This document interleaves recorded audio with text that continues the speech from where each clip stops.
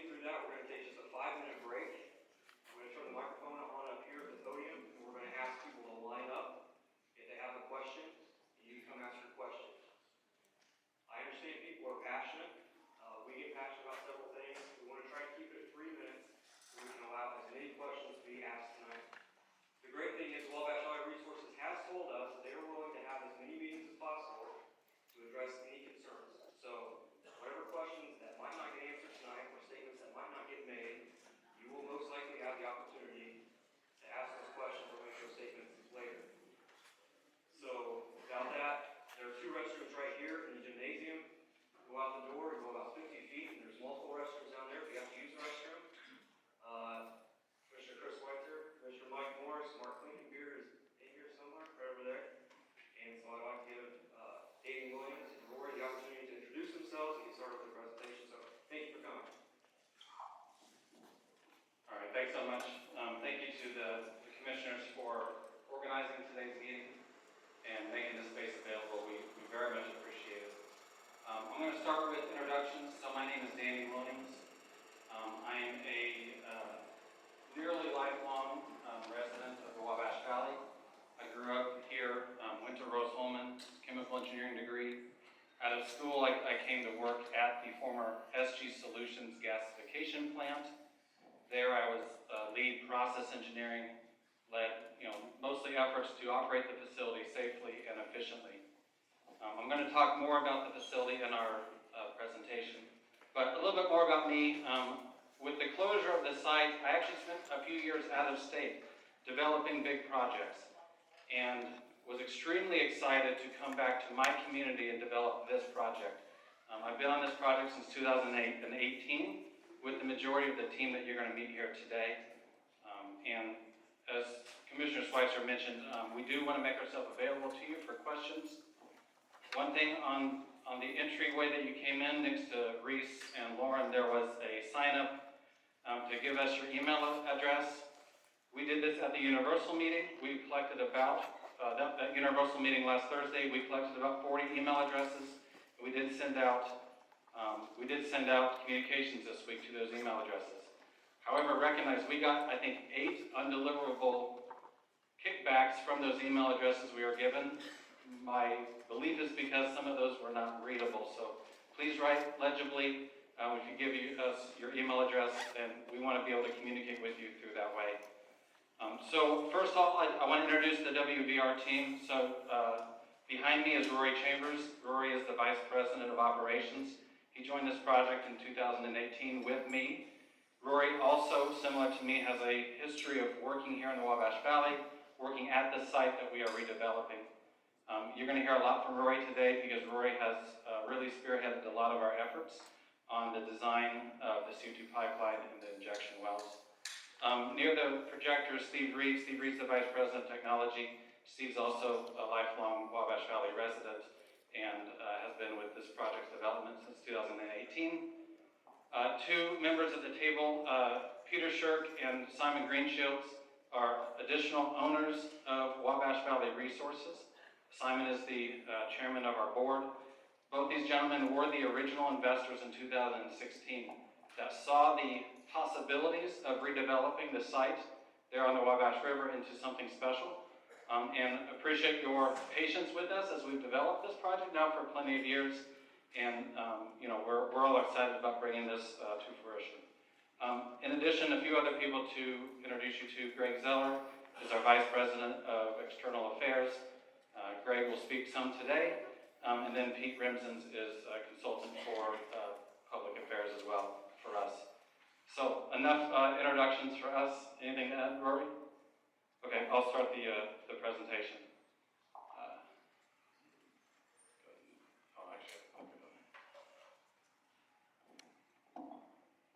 So this is a quick schematic of the project that we're executing at the former Wabash Duke Energy Station.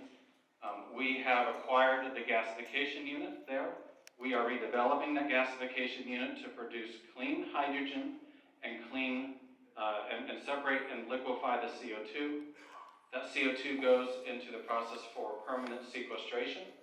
The hydrogen is sent into an ammonia synthesis plant to produce anhydrous ammonia. Primarily, anhydrous ammonia is a fertilizer input for growers, typically for corn or wheat. Our feedstock is petroleum coke. This is the same feedstock that the facility has primarily used in its past. Petroleum coke, I'll mention, but petroleum coke is the waste bottom of a barrel of oil that comes out of the refining process. That is a waste that is typically exported out of this country into into different countries that really don't have air emissions controls. So we're really using a waste product that's produced in large amounts here in the Midwest, using it in an existing facility that was planned for shutdown and demolition, and we're going to be using it in a way that does not emit CO2 into the atmosphere, and producing a agricultural ammonia product that would be very useful and very beneficial to this community. This is a picture of the facility.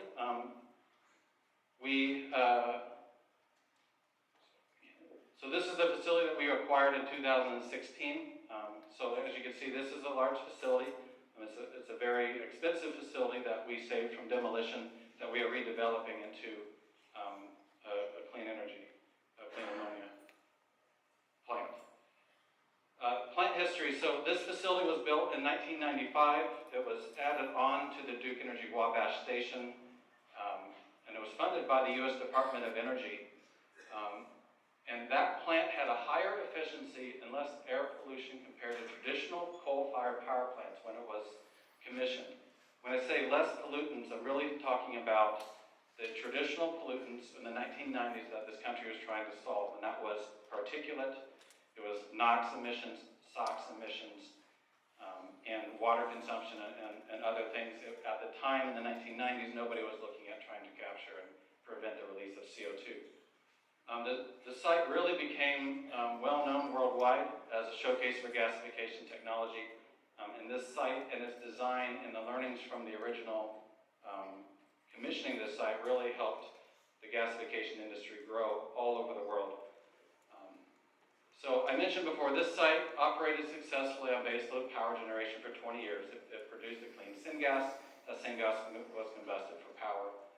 I mentioned this was slated for demolition in 2016. We acquired this because we knew that this site had plenty more years of potential operations. It was far from end of life, and as I already said, it's planned to upgrade into a clean ammonia fertilizer facility. That's all that I'm really speaking to on the plant. We can definitely answer more questions that you have. I know that the purpose of this meeting was to talk about the CO2 sequestration. So if you have questions about ammonia and other things, we certainly can answer those, but maybe after the meeting today. So for underground injection of fluids, this is a concept that is not well known. I would even admit prior to 2018, this was not well known to me. So waste is an unavoidable byproduct from manufacturing processes. What we do with the waste is always an important consideration. Myself as an engineer, this is something that we always try to engineer out, but it is an unavoidable byproduct. Waste does occur. It definitely occurs in steel, plastics, gas production, pharmaceuticals, and other things. And they do require disposal, and they require disposal in proper ways. Shortly after the EPA was formed in the 1970s, the Underground Injection Control Program was created as well in order to increase groundwater protection when underground injection was used as a method of disposal of waste. This Underground Injection Program was established under the authority of the Safe Drinking Water Act of 1974. That Safe Drinking Water Act has been updated several times since then, but that was the original formation of the Underground Injection Control Program. I apologize for those who can't see these numbers. Again, if you give us your email address, we'll send you this presentation after this slide. But this slide shows the number of active, permitted underground injection control permits in the United States. I think one thing, just for myself, I was surprised when I realized how many of these permits are out there. They're classified 1 through 5 in terms of well classes. So, some of the well classes are, I will say which one's that? Class 4 wells are no longer done anymore. The EPA completely outlawed that. That's for radioactive waste. So we don't want to talk about that. But about 10 or 12 years ago, the EPA formed a Class 6 well. And they formed a Class 6 well not because CO2 needed a different treatment of regulation. It's that CO2 sequestration didn't really fit into any of the other classes of wells. Before 2014, CO2 sequestration would have been classified as a Class 2 well and would have been following standard oil and gas regulations. So right now, this slide doesn't show, but right now there are 2 Class 6 wells permitted in the United States right now, active. Again, apologize for the small text, but this slide shows the distribution of underground injection control permits by state.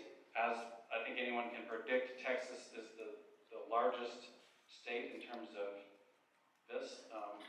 But one thing to note that there are over 145,000 active and idled CO2 injection wells in this country, all of them for enhanced oil recovery, which actually makes them a Class 2 well. The Class 6 well that we're going after is for permanent sequestration, so it just gets a different classification.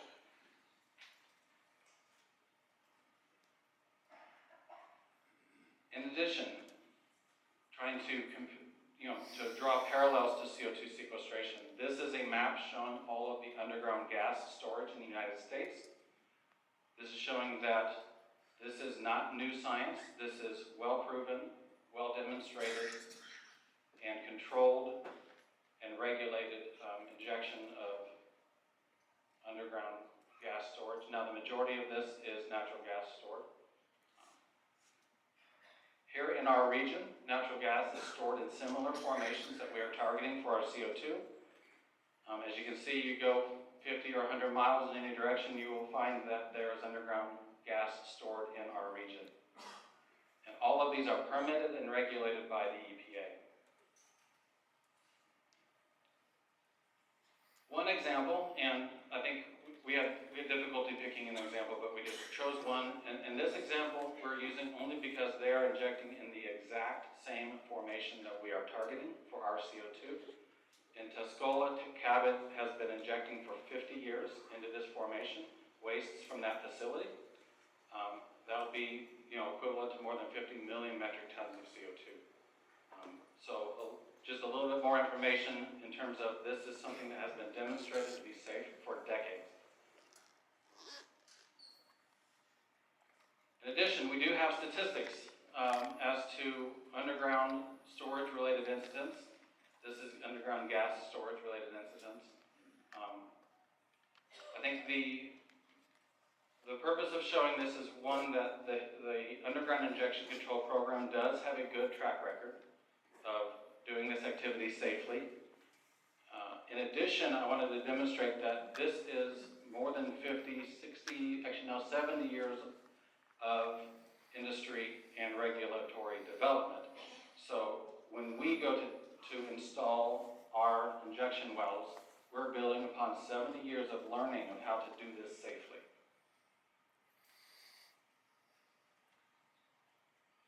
I think I have only 2 more slides before Rory, but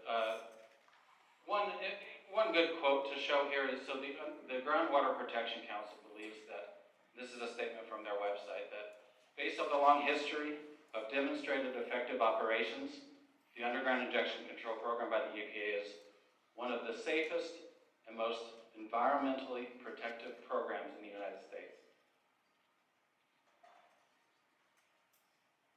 As far as worldwide, so during the Universal meeting, we fielded a lot of questions around where else is this being done in the world, and I can say this is being done everywhere in the world. Pretty much every advanced economy right now is looking at how to reduce their CO2 emissions. I think everyone recognizes that renewable energy has a place, but certain industries are recognizing carbon capture and sequestration is the immediate answer that can be applied to decarbonize their industries. So right now there are 37 commercial CCS facilities in operation. There are 20 in advanced stages of construction. And I actually somewhat dispute 200 more are progressing through the development stages. There are over 200 permits in the United States under development right now by the EPA. So my guess is that that statistic is over 1,000 CCS projects being contemplated.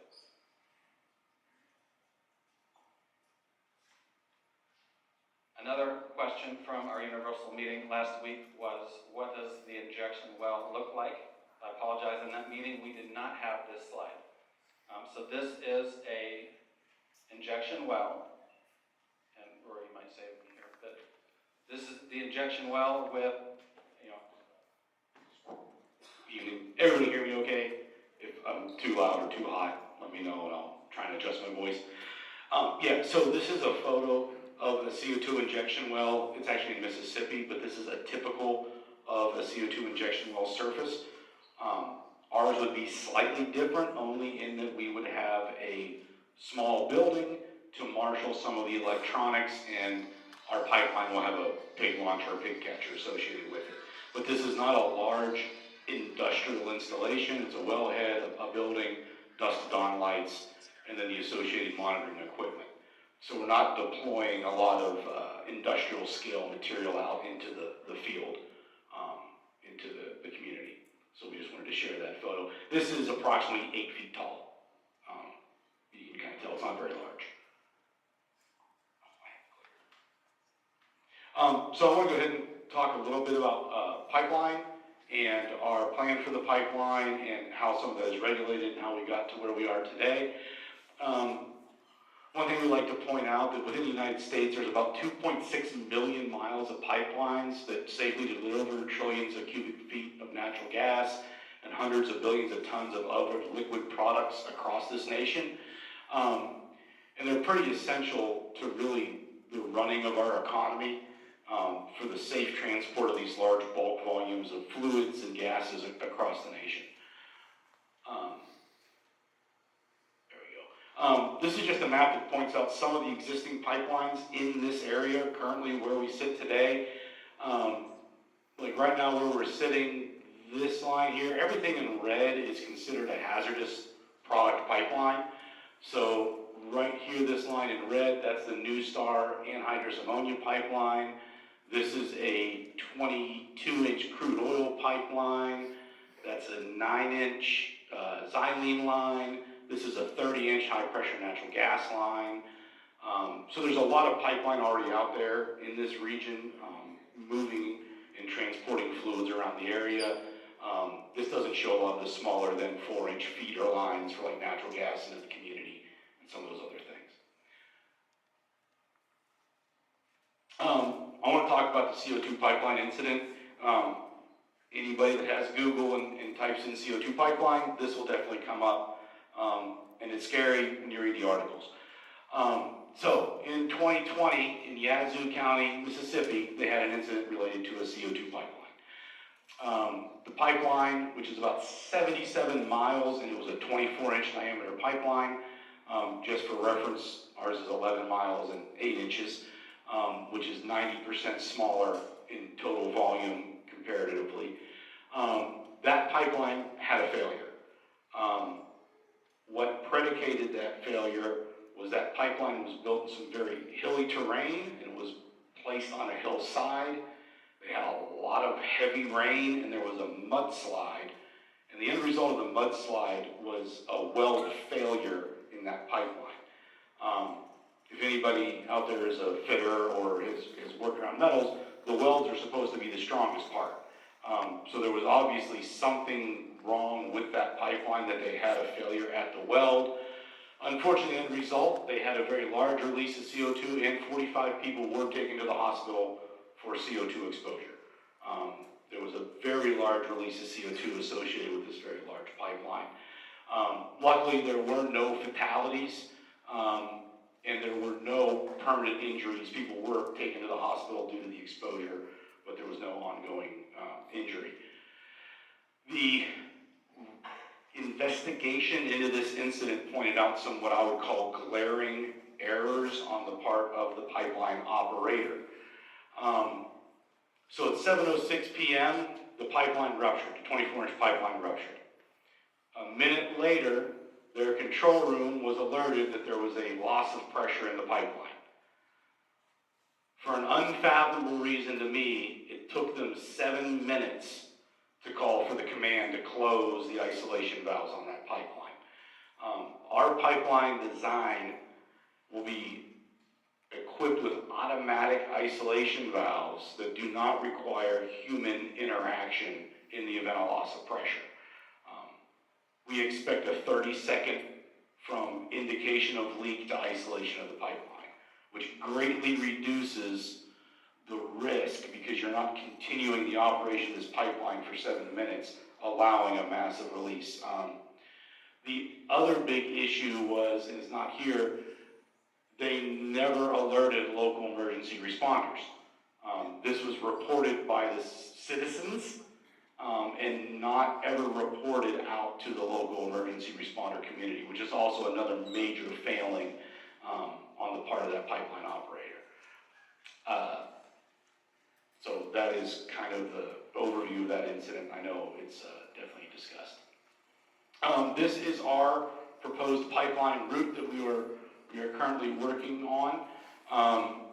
We have gone through multiple revisions of this. We've been working with engineering companies that specifically do pipeline development and engineering to develop this. This is, I think, Rev G of this pipeline. We've gone through multiple revisions. This layout was specifically designed to avoid environmentally sensitive areas, potential archaeologically sensitive areas, cemeteries, all these things that you need to avoid when one is placing a pipeline. You can kind of tell by the route, we were dodging. This is a very large wooded area. We were avoiding that to find the least impactful route for this pipeline. All of this will be administered and managed by the Department of Natural Resources here in Indiana, who has the controls for CO2 pipeline in the state of Indiana. So all this will be run through DNR.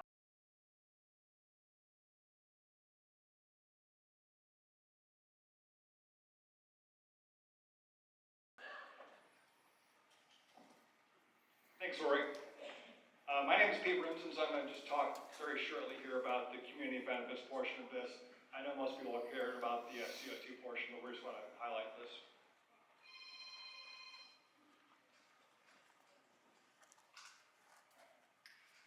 First of all, Danny already covered the fact that we're looking to remediate environmental waste.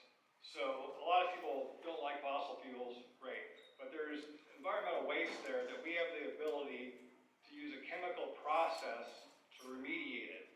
And in doing so, we can create low carbon intensity fertilizer for our farmers.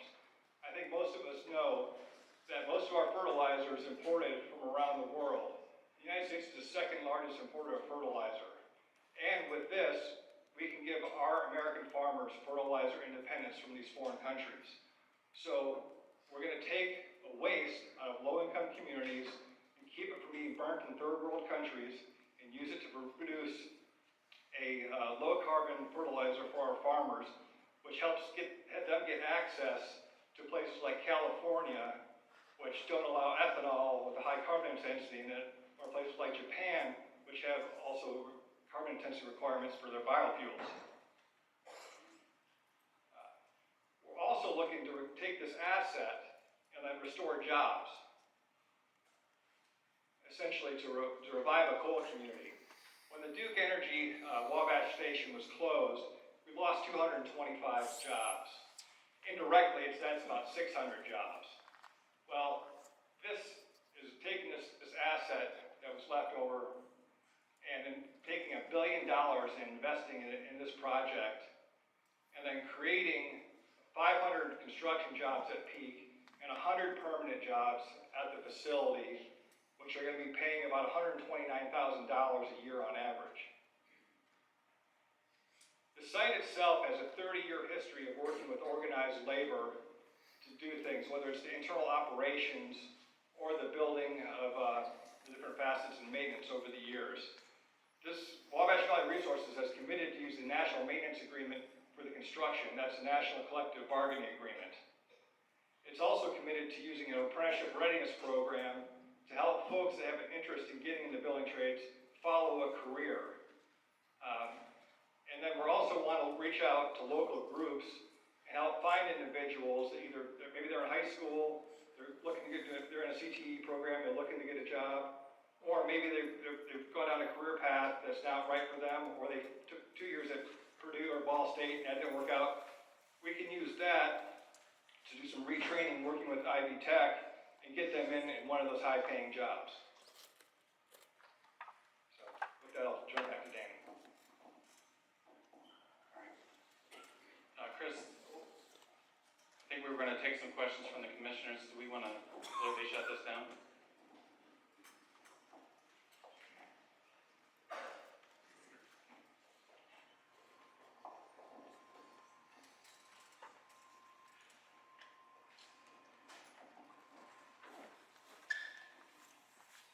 Roy and Greg, can you?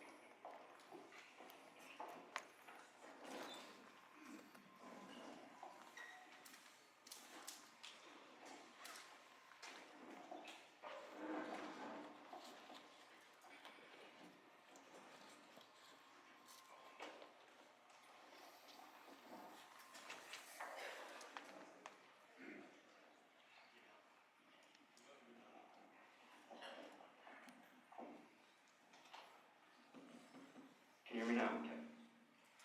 All right, so what we had done is, first of all, you folks need to be proud of your Facebook page.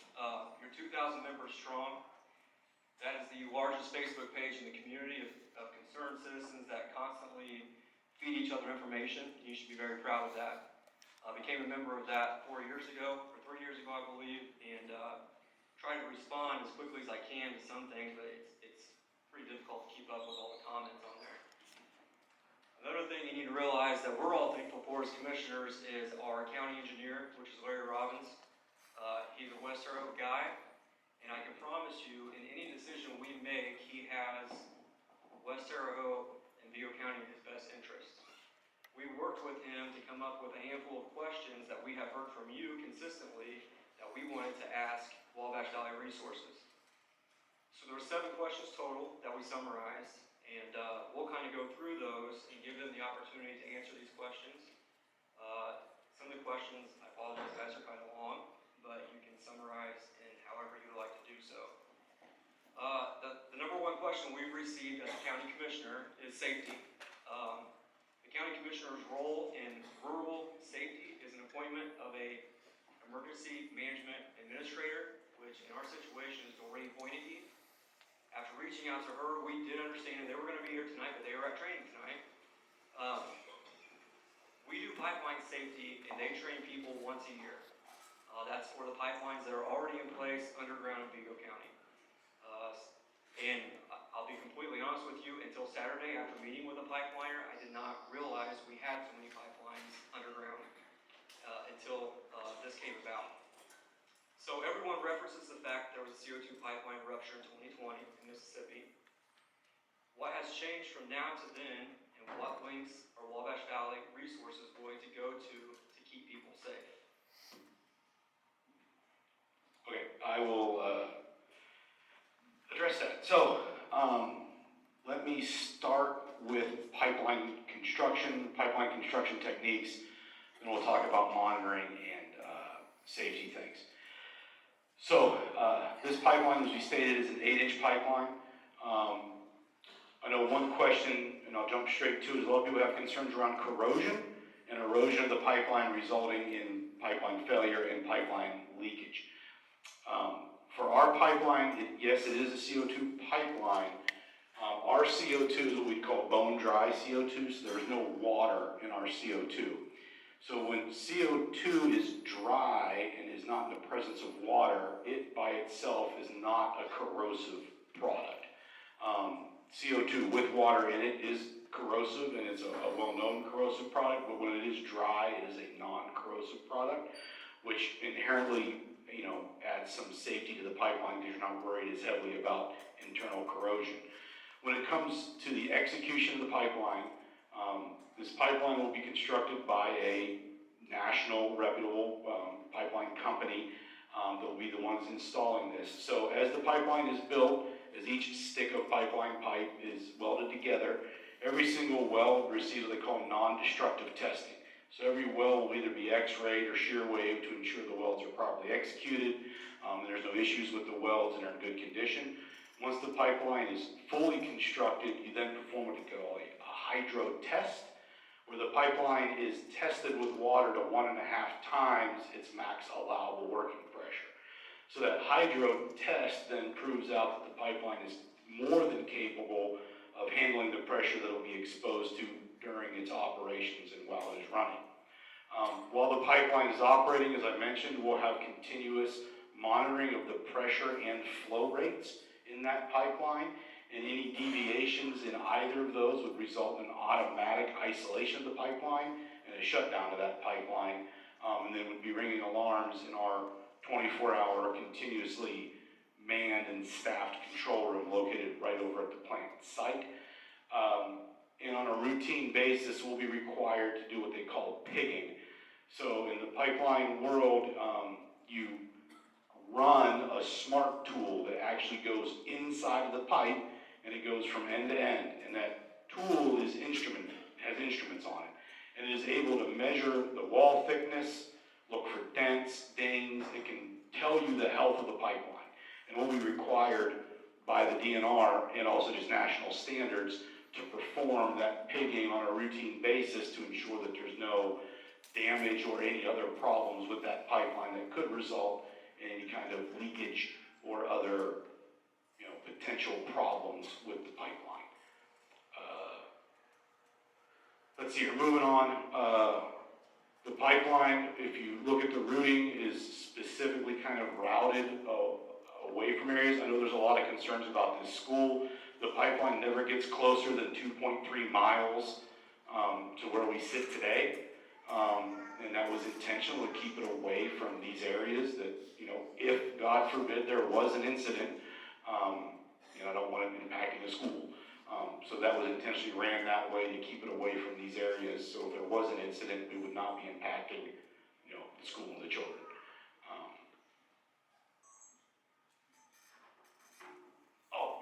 Thanks, Dan. As part of this and parcel of this, not only through our EPA Class 6 permit, but also just through our general plant requirements, since we do fall underneath a couple different regulations, we're required to develop, implement, and then maintain emergency response plans with the local emergency management groups. So that would be both Vigo and Vermilion County.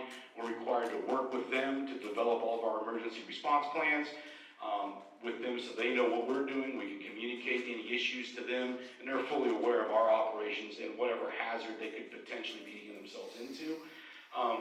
And we're fully committed to working with those groups as we develop these plans to ensure they have the materials and training required to adequately respond to any event that could occur. And those will be getting developed over the next 2 years as we move forward with this project. So, thank you for that. Just want to touch on one thing with safety. We had the opportunity, like I said, to meet with Danny, Rory, and Greg for about 2.5 hours. And we talked about their willingness to partner with our fire departments. Of course, New Goshen would be the first to respond. Rory, maybe you can explain how I just found out that you guys have a hazmat team on site as well in the instance of something happening, and how you could potentially partner with us or county resources. Yes, yeah. So when the plant is up and running, we will have hazmat response trained people on site because we'll be doing with anhydrous ammonia, which is considered to be a hazardous material.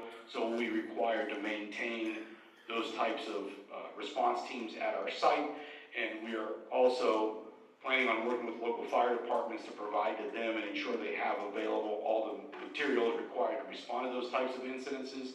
And in the result of an incident, we would be able to deploy our materials and our people to assist as required along with the local fire and first responders to ensure that this is, handled and responded to in the best way possible. And then just some more information, I'll pass it off to Mike here, and he can ask whatever question he would like. Mike and I had the opportunity to meet with Colonel Goad at the 181st Fighter Wing the other night, and we specifically asked, or in the morning, sorry, we specifically asked, what role does the National Guard or Air Guard play in the instance of a natural disaster here in our community? And their response was, we're there. They keep things on base. Nothing against our first responders, but they are equally trained in catastrophic disasters. And, they said they would be here for the first 72 hours of an event. Anything after that would require a declaration, emergency declaration from the governor for them to stay here. So also in partnership with their hazmat team, our volunteer fire departments, and most likely any sheriff's department, police agency, whoever that may be responding to an incident, they will also have the support of the 181st. So that's also something I learned getting this job and taking this role, was how important the 181st is to our safety in this community. So just wanted to mention that. Yeah. One of the things that there's a lot of legitimate concern with the coal mining area that we are sitting over. Can you explain how deep your wells are, how that division is made, what that geological type of picture looks like? Absolutely. So, the targeted area for injection that we're looking at currently is at 4,500 feet underground. So 4,500 feet is the targeted area of injection. So, for the EPA, as Dan had mentioned, this is all managed underneath the Safe Drinking Water Act. So what I have to prove to the EPA through all the data we submitted, and I would like to point out, geez, I'm getting feedback. Probably not going down there helps. What I'd like to point out is, when we started this project, the first thing we did is we went out and made sure we found the best experts in what we were planning to do. So we worked with the Illinois State Geological Survey, and they are the preeminent experts in the region when it comes to CO2 sequestration into these formations. They assisted ADM, who is currently operating a CO2 sequestration facility in Decatur, and they still work with them on a daily basis, performing a lot of their testing and ongoing monitoring associated with those CO2 devices. So, as we work through the development, what we had to show to the EPA is not that we protect your sources of drinking water, but that we're protecting the lowest most source of drinking water. And so the lowest most source of drinking water in this region occurs at around 1,900 feet underground. And the way the EPA makes that determination is they say any water that is less than 10,000 micrograms per liter of total dissolved solids is considered drinking water. If you research it, anything above 3,000 micrograms per liter is unfit for human consumption. So what we have to protect is not truly drinking water, but they had to draw a line somewhere. So I had to prove to the EPA that in no way, shape, or form would I ever impact water that exists at 2,000 feet underground. So we injected 4,500 feet. In between that injection point there, we have 2,500 feet of rock formation that we had to show the CO2 cannot move through that and impact that area at 2,000 feet. That's the requirement set forth by the EPA that we had to prove through data and testing we were meeting. When it comes to the mining, we're fully aware of the mining. We know there was a lot of mining performed here. The EPA is fully aware of the mining. The key is the mining here, a deep mine in this region is 500 feet, let's say 800 feet. The key is none of that mining impacts the seal layer that is protecting 2,000 feet below ground. And that's what we have to show, is we show that nothing can get to 2,000 feet.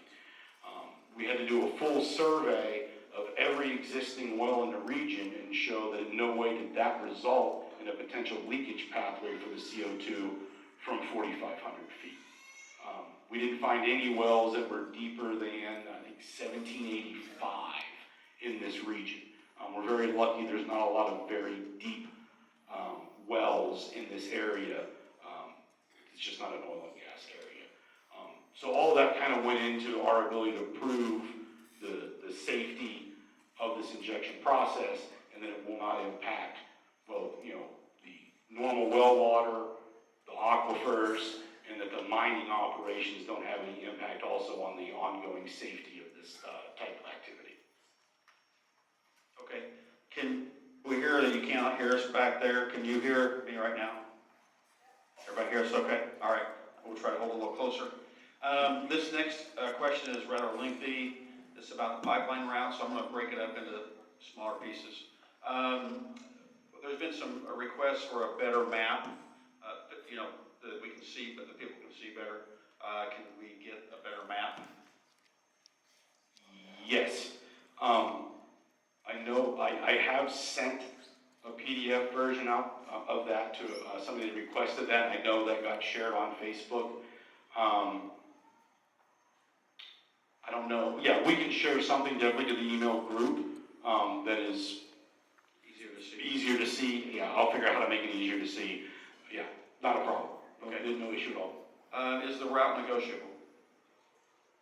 Yes. So I have been out meeting with people.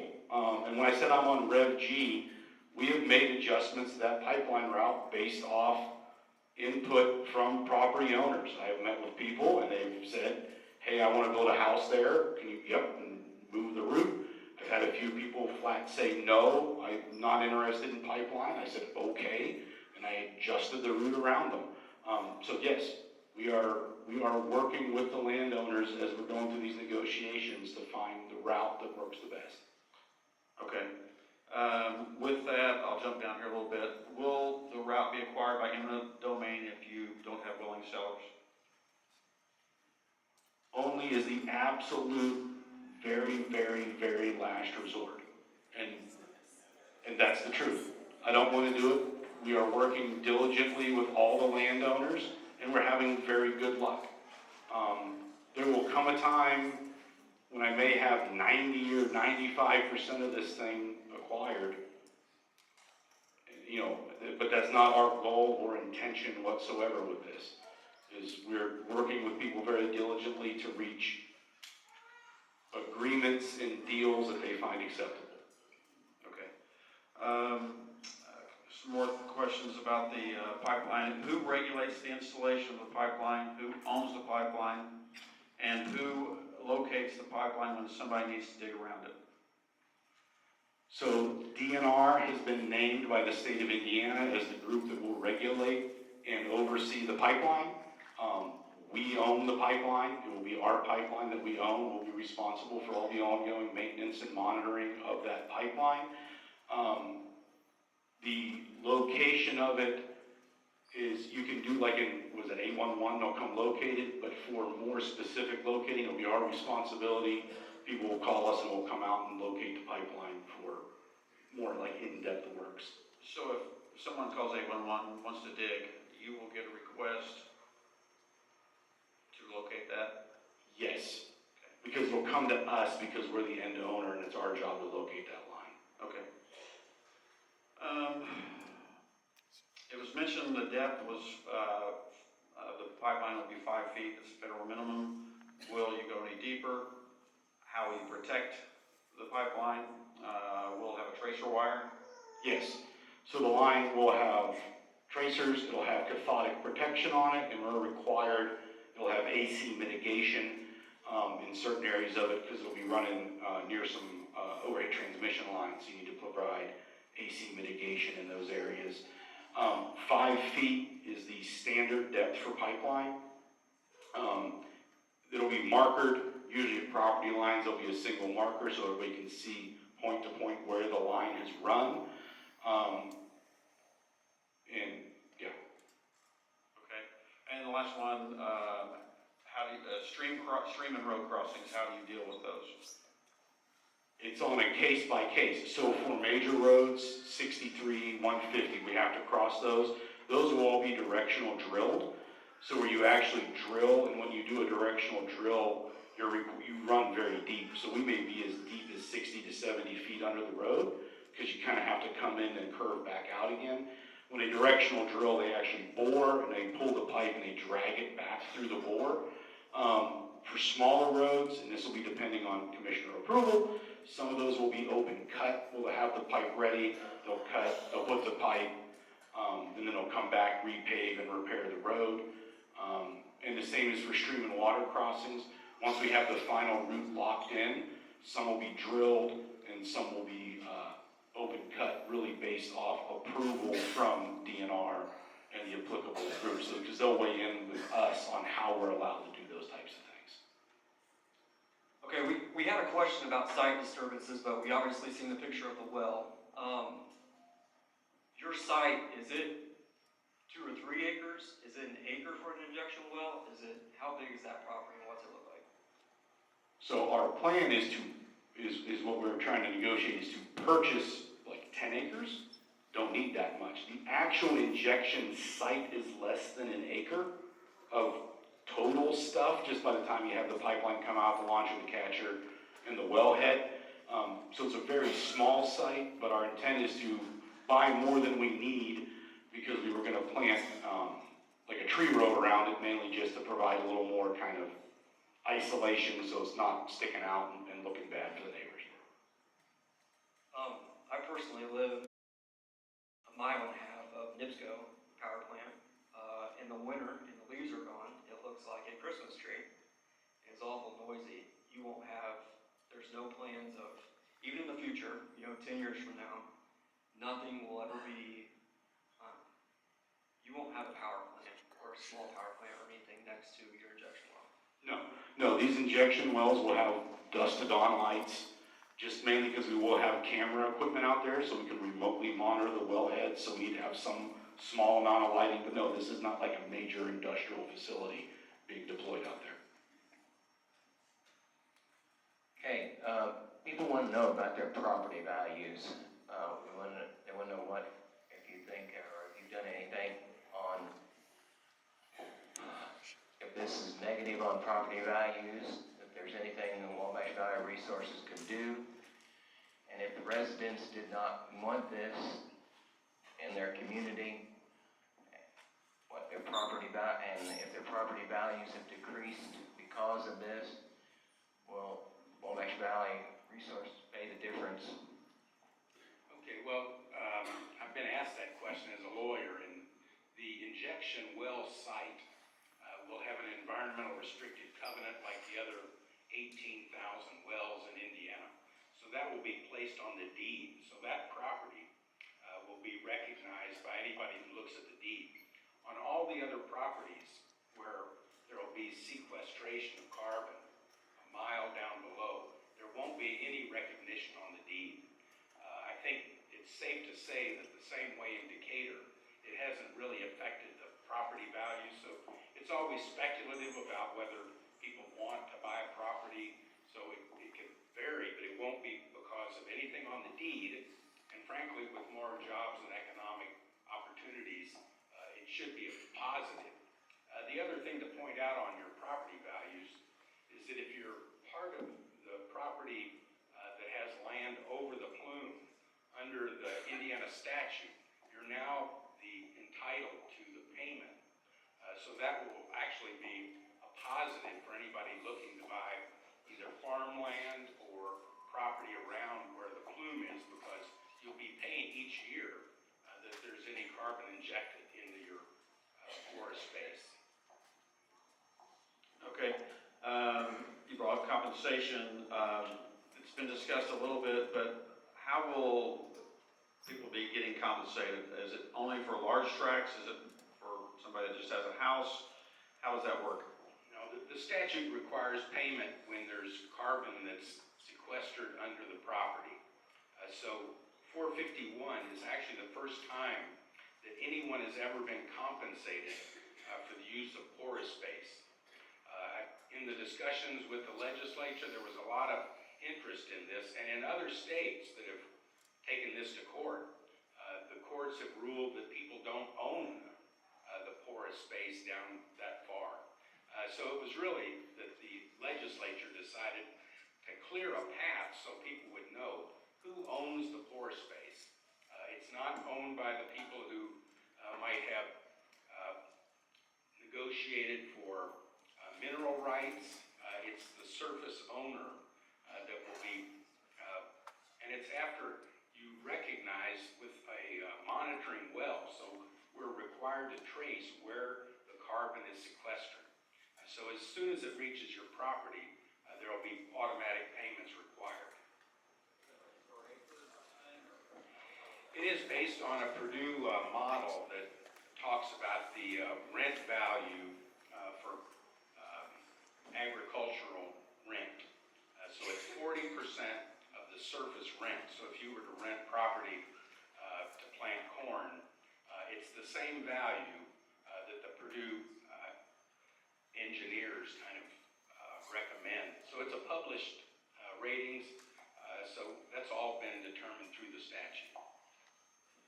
We're right on time here, so this is perfect. A lot of people want to know, like most people in New Goshen, we were all taken back by the EPA permit and the questions or comments.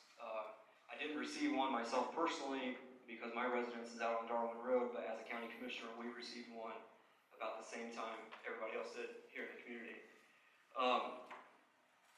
Can any of you tell us kind of where you are in the process of this plant coming online? If the EPA grants your permit, what the next 1 or 2 years looks like in construction?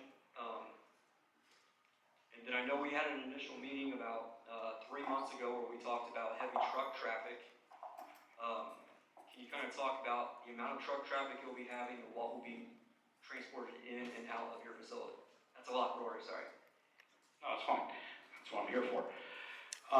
Where we are in the process. So, with the EPA, where we are in the EPA process. So the EPA came out with what they call the draft permit.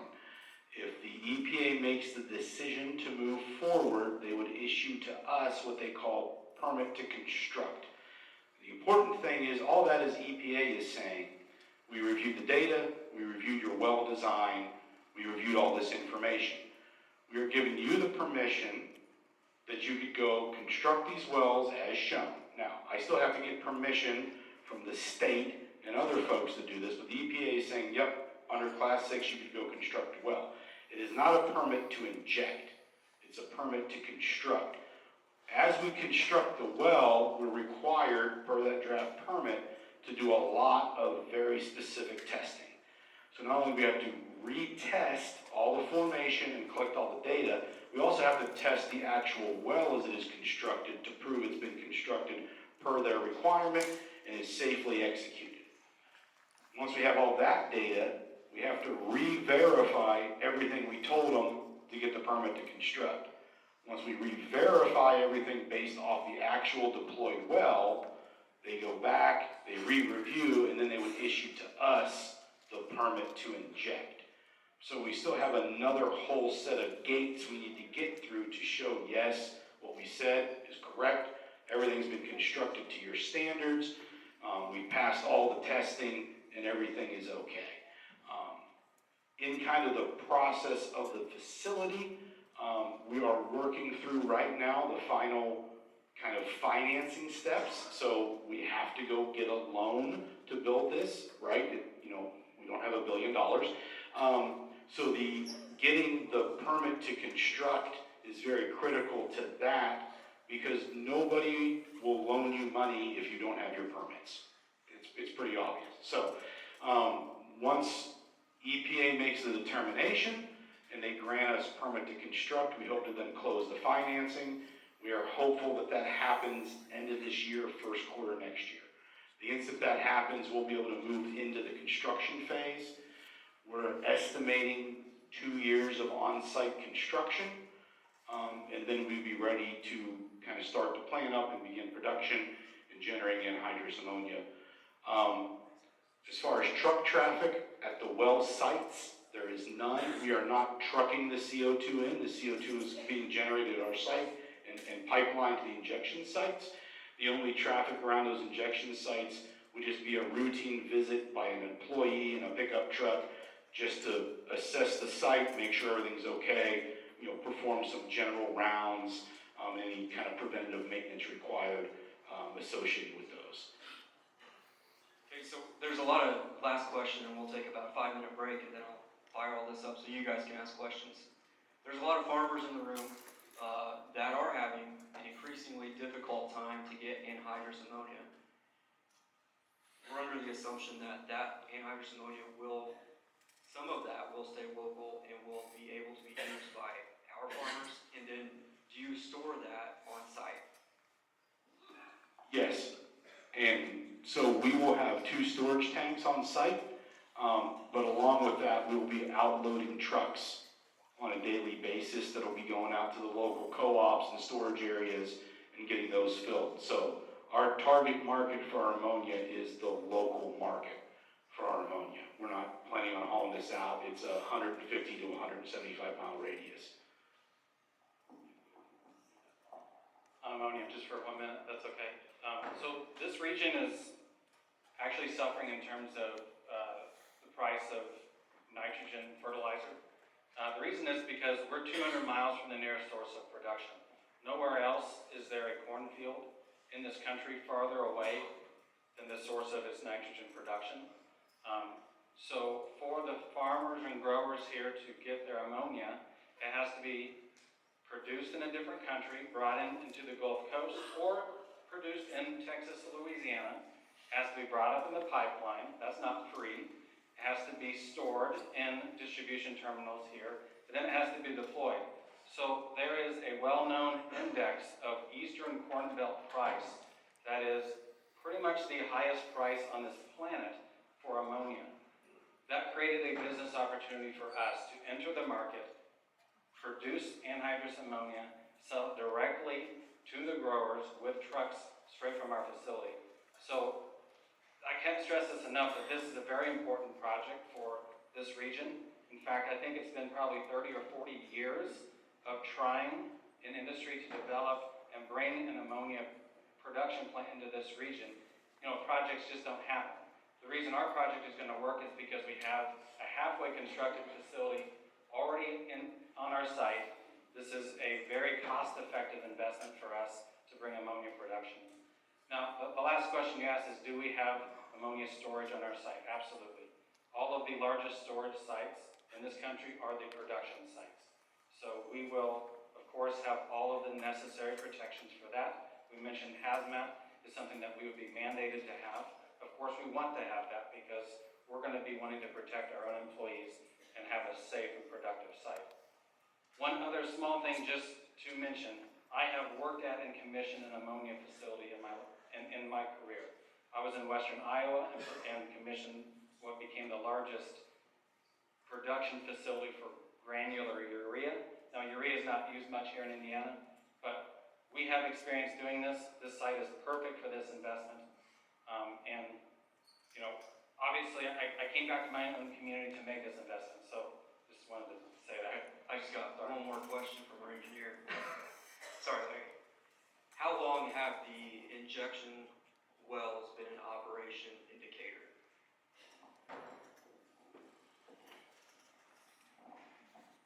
Trying to remember this.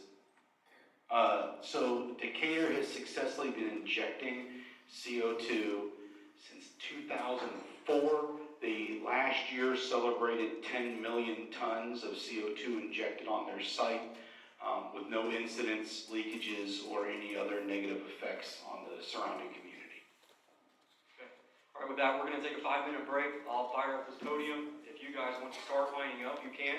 One thing is, I promised Dr. Bonomo we're going to be out here at 8 o'clock, and we're going to, commissioners are going to help her put all these chairs up. So 7:59, 7:58, we're going to wrap up. So 5 minutes.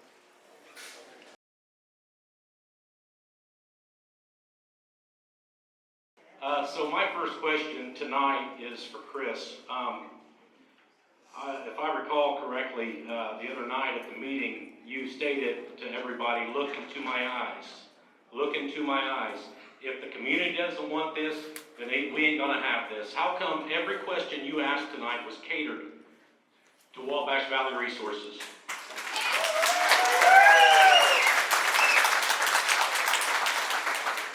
You know, we sat down with our engineer and we got together and asked these questions.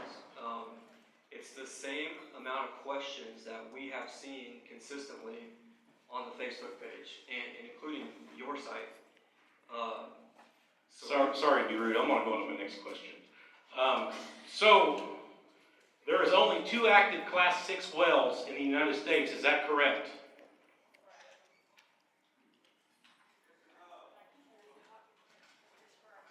2 active Class 6 wells. Yes, sir. The ADM well, yeah. Okay, and these wells you're wanting to put over here and over here, they're gonna be Class 6, right? Yes, sir. So every time you guys state wells, you're saying, oh, the 180,000 wells, the 180,000 wells. No, the 2 wells. There's only 2 Class 6 wells in this country today. And you guys are wanting to put 10 million metric tons over the course of 12 years in each well. Is that correct? Yes. Okay, next question. Out of these 2 wells, what is the 2 active wells, what's the maximum amount they're putting in per year? They're permitted for 1 million tons. That's right. And you figure out how many 10 million metric tons is over 10 years. That's a lot. This is far more than Decatur. And because Decatur's property values don't go down, ADM owns all that property, people. So don't let them fool you. They don't have a bunch of homeowners. My next question, if these high-paying jobs are only going to last 12 years, how will these people be able to keep up with the lifestyle they have grown into? These are not permanent jobs. They're 12-year jobs. I don't have an answer. I mean, What will they do? Up here at Newport Chemical Depot, they had Parsons up here, neutralizing nerve agent. They had a ton of high-paying jobs. Everybody went up there, and when the work was over, there were people losing their houses and everything else, but nobody talks about that.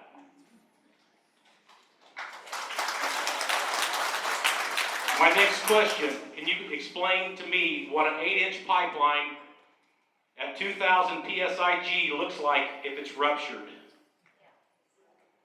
2,000 PSIG. yeah, if there was a failure of that pipeline at that pressure, you would end up with a crater where it would move the dirt due to the pressure. And hopefully your safety shutoffs would shut off. Correct. Yes. But there is failure of safety shutoffs. That's common too. My last question. So once you guys put this carbon dioxide into our pore space, is it correct that that pore space becomes yours? No. So if they ever come back to wanting to recover some of the CO2 to sell it, how does that work? Well, there would be no reason why anybody would want to pull CO2 out of the ground as saleable. The other thing is the CO2 by design is not recoverable. It is permanently sequestered. Okay, my 3 minutes is about up, but I got one quick question for Chris. If we needed the 181st Airborne for those wells, for that pipeline, and it ruptured, would that be a man-made disaster, or would that be a natural disaster? You called it a natural disaster a while ago, and that would actually be a man-made disaster. So I just wanted to clarify that, but I'm done. Thank you.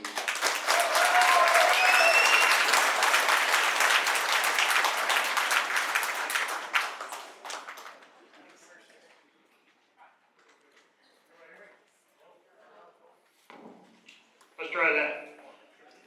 My question is, and I just have one question, that's all.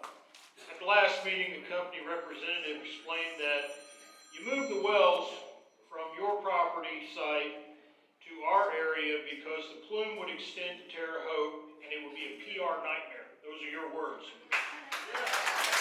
Did you select the area to protect the residents of Terre Haute? And from what? No, the well is not moved to protect anybody because we consider this to be a safe process that does not put anybody at risk. Yeah, I would not do this project if I thought I was putting anybody in harm's way. But yes, when I picked these locations, I looked for locations that had the fewest residents, because in my mind, discussing this with the fewest number of people would be easier.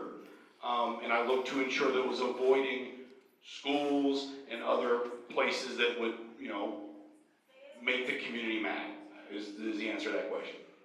Are you sure it wasn't because you thought we were uneducated and unaware and we could just be pushed over? No, sir.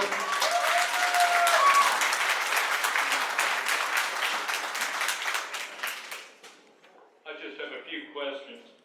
I've been to all the meetings, and at our last meeting, the Wabash Valley Resources General Manager said he confessed to the lack of Hornthal and made mistakes on his part, and I believe that was obvious in his choices, considering we have a well between two schools.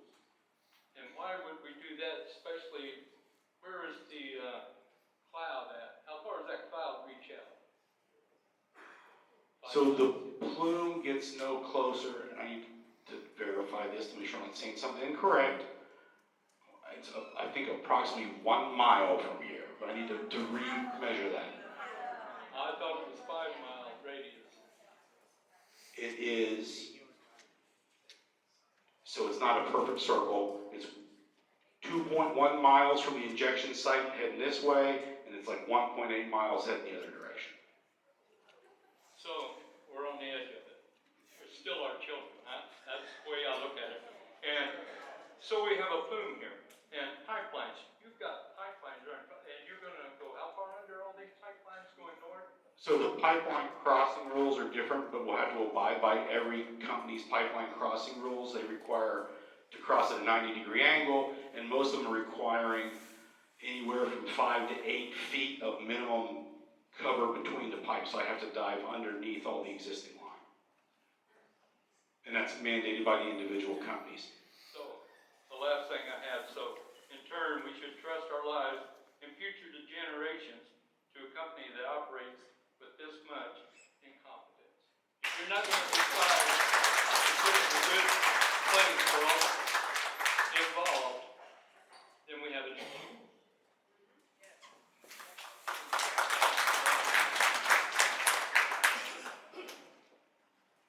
Hi, I'm Lisa Ellis. I am Edgar County Board member, and just for your knowledge, Edgar County Board in Illinois, that's the equivalent of both your county council and your county commissioners. And so I am here specifically because the wells that are near here are providing water for Paris and for Chrisman, and Paris is the overwhelming majority of all the industry in our county, and those wells also provide water to the southeast part of Edgar County. So out of a county of less than 17,000, almost all of our water is coming from those wells. I have a two-part question. One is, what is the CO2 displacing? What is already down there, 4,500 feet?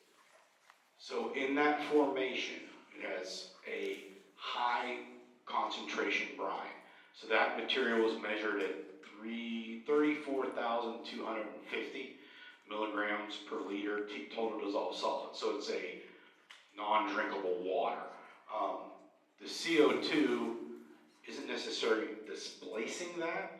It's injected as a supercritical fluid, so it moves into that fluid formation and it combines with it. There is some displacement of that fluid, but primarily it is moving into the rock pore and it is becoming commingled with that brine formation.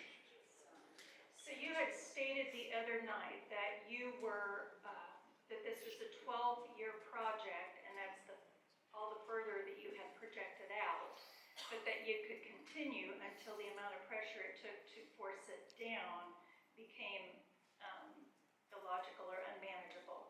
So you don't really know how much further your project could go than 12 years, correct? So all of our modeling stops at 12 years. Now we have modeled from cessation of injection out another 50 years to look at what does this CO2 do post-injection for 50 more years. But our injection modeling currently stops at 12. So you're stating that there is no way that your plume can actually go into Illinois? Correct. All right, thank you.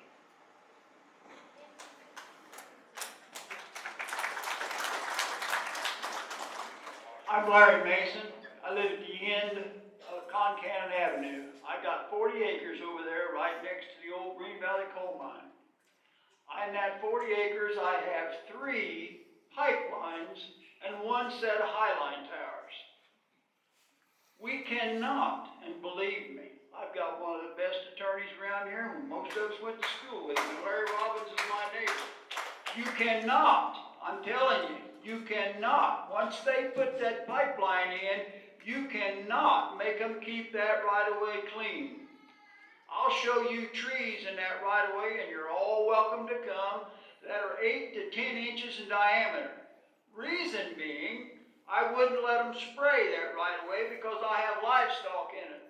So they do nothing.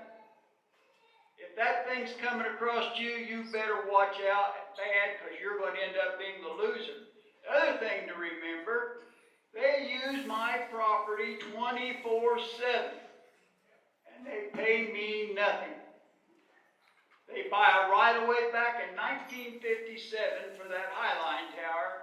They can do anything on it they want to do, not cleaning it also. I've got trees 8 and 10 inches in diameter.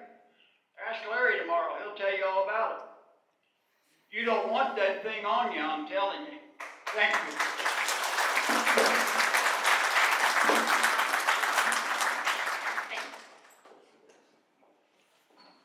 Hi, I have about 5 core questions. I was sent some from people in the community who were a little nervous to speak for themselves, so I'm gonna ask my 5 questions, okay? First, the core samples you sent to the EPA, everything that I can find says that they originated under your actual facility and not at the proposed physical well sites. So I was just really curious as to why they weren't the core samples from the actual physical well sites. We drilled our test well at our site. We are required to repeat all the exact same testing and provide that information to EPA before we are allowed to do any injection activity. So you haven't done it yet, right? We have to do that as part of the construction. Now, Mr. Chambers, you said at the previous meeting that you selected the well locations by driving around and looking for a less densely populated area, yeah? Were you not concerned with the geology and rock formations at that point? Or were you just looking for someone who would let you acquire the property? So, based off the very extensive 2D seismic testing we've done and all the local knowledge, the geology in this area is very contiguous and homogeneous across this entire region. What model did you use to get your 2-mile estimate on that plume? Because I'm just confused. A lot of research data shows that these migrate and grow up to hundreds of miles with many unknown factors. Now, shouldn't there have been a worst-case scenario model that included the largest possible estimate and therefore informed a larger populace, especially since this school is only 2.5 miles away? Now, to that point, I have been in contact with an independent geologist who is a bird colonel for the United States Army, and when I told him that we were within 2.5 miles of the plume area, he said that it was ridiculous to be within 10 miles, let alone 2.5.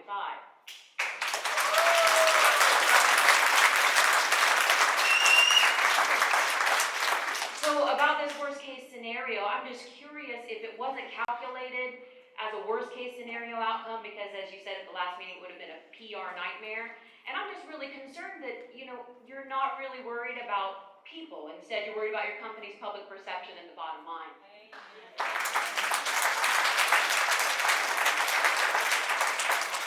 Now, I am a simple person, but I am curious because I have done a lot of research and I want to know what happens when your plume crosses into a state where you have not purchased legislation.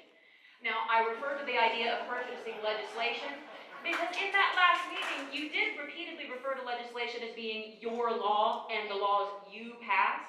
Now, I realize that not only do our good neighbors in Illinois get their water from our aquifers, but they are located less than 3 miles from the proposed Eagle well site. Not to mention our neighbors to the north and west of Vermilion County and Dana. They deserve to be informed, don't they? Especially since even a minimal amount of researched possible growth or migration would put the plume directly underneath them as well. Okay, I will answer your first question about modeling. So we use what's called the STOMP model, and when I say we, it wasn't me. It was Pacific Northwest National Lab, which is a government lab that really is at the leading edge of this type of work. So they did all the modeling based off all the testing and results we had. In addition, Illinois State Geological Survey, who is actually who we contracted to do the development of all this, because they are the preeminent experts in CO2 sequestration in the Illinois Basin. They also ran their own models on software they have, and we were able to lay those on top of each other, so we had very good repeatability of the model based off the information placed into that model. And we did run sensitivities on those models where varying different parameters, we were able to determine the impacts and variations of parameters, which did not display massive differences in the plume based off those model results. I thought I heard a question about the statute. So 451 actually established like some pathway so that our laws recognize this CCS. So keep in mind that But we're in Indiana, I'm talking about Illinois. in every state that has challenged the question of who owns the pore space, the courts have ruled that the surface owner, no one owns down a mile below. So you as a company can push it into Illinois without the Illinois state government say so? No, we'll be monitoring the plumes. But before you criticize the statute gave. Well, the statute's just fine, you paid for The it, but statute I'm gave wondering, ownership. I'm wondering what happens when you can't stop the plume going into Illinois and they sue Indiana? Do you want an answer or not? You're not answering my question. It will not go to Illinois. We'll be monitoring the plume. How do you stop it? It doesn't spread like that. But let me answer Then why are there over 451 10 studies that show gives that it you does? ownership of the pore space where no one else has ever received it. It's the only time anyone would ever be paid. But we don't have ownership of our pore space because we can't say no. Not here in Wabash Valley, we can't say no. You will be the owners of the pore space. Of the 14,000 wells that are in Indiana, or is it 8? No one gets paid for these injections of things a lot worse than CO2. So I wouldn't criticize the legislators who passed this because it's really going to be something that. Well, I'm sorry, sir, but I wasn't alive to ask my questions when those other pipelines came in, and I am now. And then my last question is, and I really appreciate your time. Now, as Mr. Chambers mentioned, your company did not want to deal with public outcry if residents of Terre Haute had to be informed about your project. Yet you just didn't seem to be very considerate about the residents in this area. Now, is this because you perceived a social status, economic class, and education level that led you to believe public relations and damage control would be unnecessary?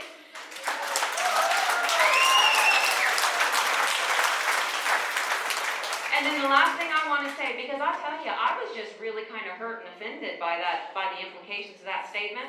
If you move the physical well sites for fear of public relations for Terre Haute, it seems your selection of our area, even though I know you say you did your test, is not really based on geology alone. Did you perceive us as a good place for your experiment, which is what it is, because you saw us as uneducated and country folk, disorganized and easy targets, or both?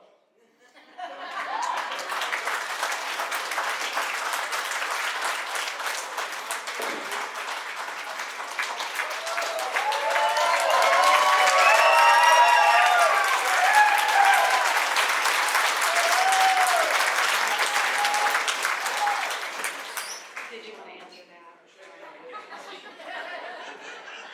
Thank you. The well location was not based on me thinking that anybody in this room was uneducated, easy to manipulate, or less than me. I grew up in a very standard home with no special class and no special education. But I was not raised rich or anything like that. I worked as a mechanic in an AMCO for 3 or 4 years when I started my career. I would not place myself above anybody in this room. So, as I stated, when the wells were sited, I was looking for areas of lower population density with fewer people, because my assumption was it would be easier to talk to 300 people and explain the project and have a good relationship with them in that community than if it was 4,000 people. And that was the intent. It was not based off any thought process that anybody in this room was less than me. That's my only answer to that question. Hi, I'm Carla. My question is, can you have this plant with No. Why? So the design we have cannot do this. The other thing is, in the current market, there is no investment or loan available for plants that are not looking toward reductions of carbon emissions. That's why you're not seeing standard ammonia plants being built. Everybody's moving to these low carbon solutions because that is the direction that the general community is moving. In the future, Yes, ma'am. not right now. It is right now. The future has arrived when it comes to these types of sites. Okay, well then you mentioned, about how other countries are collecting their CO2, and it's not in the same way that you have proposed to us. And I'm not a scientist, so I can't explain it all, but I was wondering if there are other ways that you can store the CO2 that are not as dangerous. So for industrial scale CO2, sequestration is the only answer for industrial volumes of CO2. And that's what is being pursued in other countries as well. And there's other countries that have even larger sequestration projects that are currently operating, that are injecting CO2 underground in formations.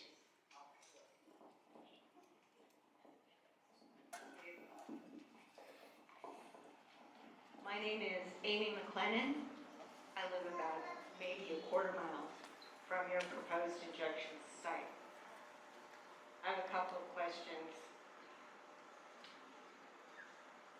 One is, if the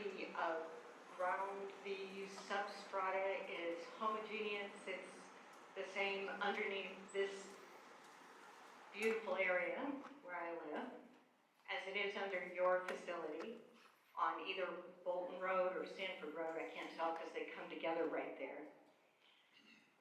Why don't you put the well down there? All of your illustrations that have been provided to media show a well like this. It shows a factory like yours and then a shaft going straight down. It seems to me like you would save a whole lot of trouble and ill will if you just did that. Why don't you do that?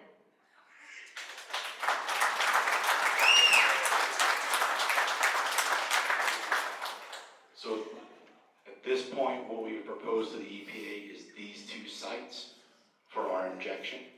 And they were chosen for the reasons we have listed. And for us to backtrack on any of that would result in probably at least 3 to 4 years of delays in the project itself. I have a couple more questions. One, you are mostly skirting the large forested area, but you're very close to it. Therefore, the plume that whole forested area will be completely over the plume. I don't quite understand how you're compensating the landowners for being above this plume. Is it like a price per total acreage? And how do you compensate someone whose land is primarily forested and therefore priceless? In the statute, the deed owner of the property is compensated regardless of whether it's agricultural or forested areas. So the pathway is that the payment goes to whoever is the deed owner. And the negotiation of how much to pay, I mean, it was unknown until the legislature. Can you hear him? All right, Will so you repeat that?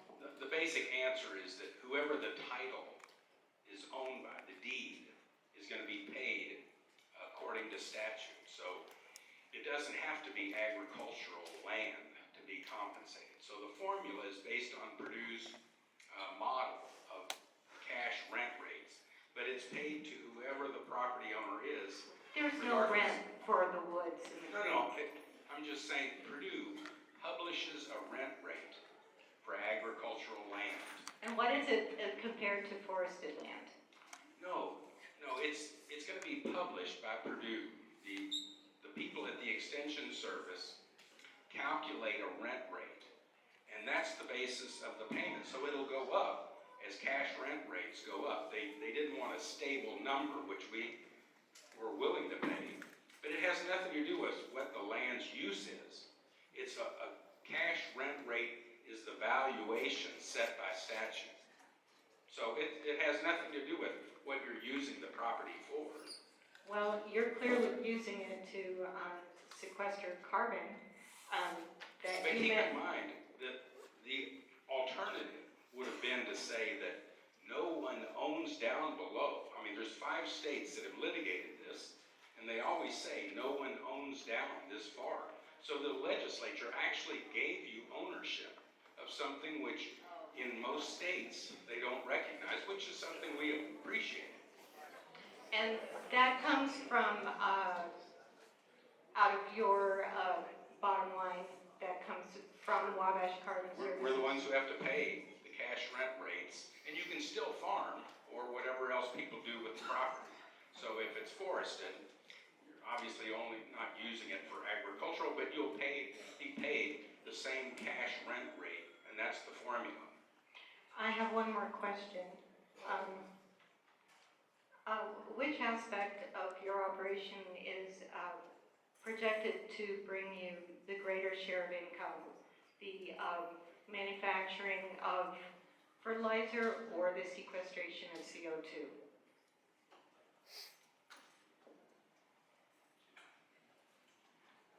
Fertilizer is definitely the higher quantity for revenue.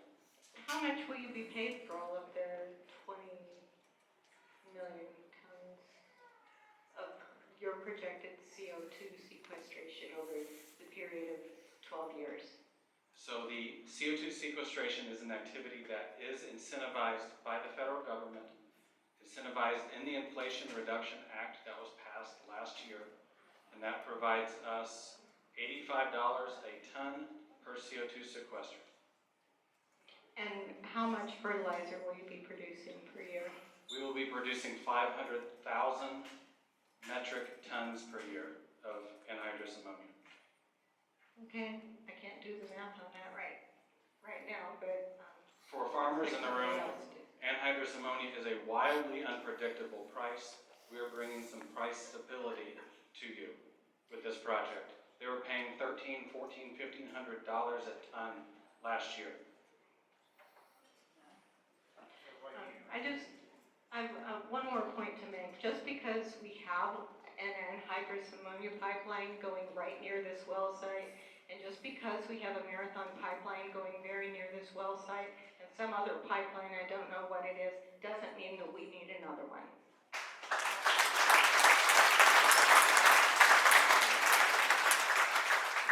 Hi, I'm Betsy Roberts.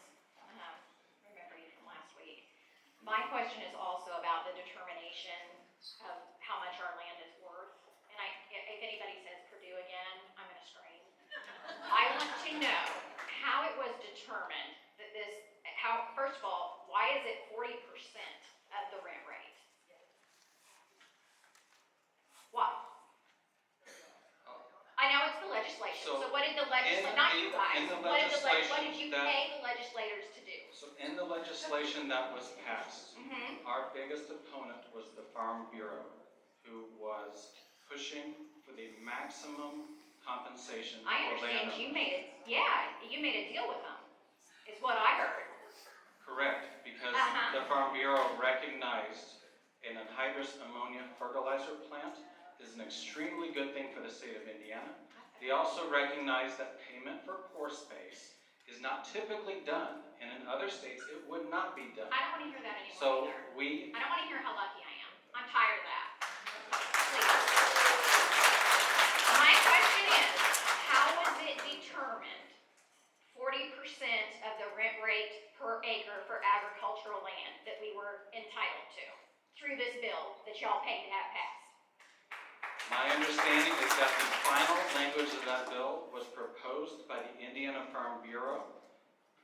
That is the answer. And they're canceling everybody's insurance around here now, did you know that? They're canceling portions of our homeowners insurance. Did you know that? I don't speak for Farm Bureau. Okay, great. It's not just Farm Bureau, it's other insurance companies too. Okay, my second I question think is. Indiana Farm Bureau Insurance and Farm Bureau is not exactly the same thing. Okay, moving on, because you don't have an answer. So what I've been told is that it's $75 per acre per year that we're entitled to. Okay, what is it? All right, the Tell me. numbers right now is $252 is the average cash rent value published for Purdue. So we get for 40% of that. 2022. So we get 40% You get of that. 40% of that if we were sequestering in 2022. Now, the reason the Purdue index was chosen, I'm sorry I said Purdue again, but it's because that is a index that we cannot influence. It's also an index that you cannot influence. It is a fair index. I know, we all know you And like it's to an use index things you can't that will influence, grow so with I'm shocked. inflation. So Right. the number that we would pay you today would be probably, what, $105? It is likely to be closer to $200 by the time we're actually sequestering. And then 12 years later, we might be paying you $250 per acre per year. So after you screw us all, my husband's gonna be able to take me to a nice dinner. You guys are gonna pay for my husband to take me to a nice dinner after we all get screwed? $400 a year for 2 acres? Are you freaking kidding me? My land is I own 5 acres of farmland. I own 7.5 acres of agricultural land. Who decided the difference? Smugness. Who decided that my residential land that's been developed and is worth a way higher price than agricultural land, who determined they were worth the same value? That Who was did you guys pay? determined It through was the determined in the legislative slate that process. you guys paid for. Your bill, right? I mean, that's what you guys called it all last week, your bill. Isn't that right, Schweitzer? Their bill. Mm-hmm. So, to answer your question, we went to the Indiana legislature in 2019 And you paid them. and asked for a pathway And to paid go them for forward a with our pathway. project. Knowing that Indiana had not legislated on this, no industrial investment can take place without regulatory certainty. That is what we showed up to the Indiana legislature asking for a pathway. My 2 homes are right next to this well. Right next to it. Closer to anybody else's houses. I'm not saying land. I know everybody's got land close to it. But my 2 homes. And you're gonna pay me, maybe, if I'm so lucky that this goes through, $400 a month for my house. I'm sorry, a year.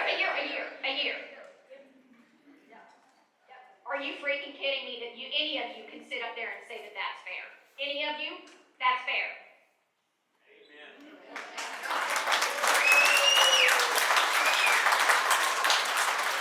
And I honestly, I'm sure I'm not alone in this, but I know that Alan Morrison and John Ford fully supported and helped write this legislation into place after they were paid by these gentlemen. And I think an investigation needs to be done into what they were paid other than what was paid into their campaign funds.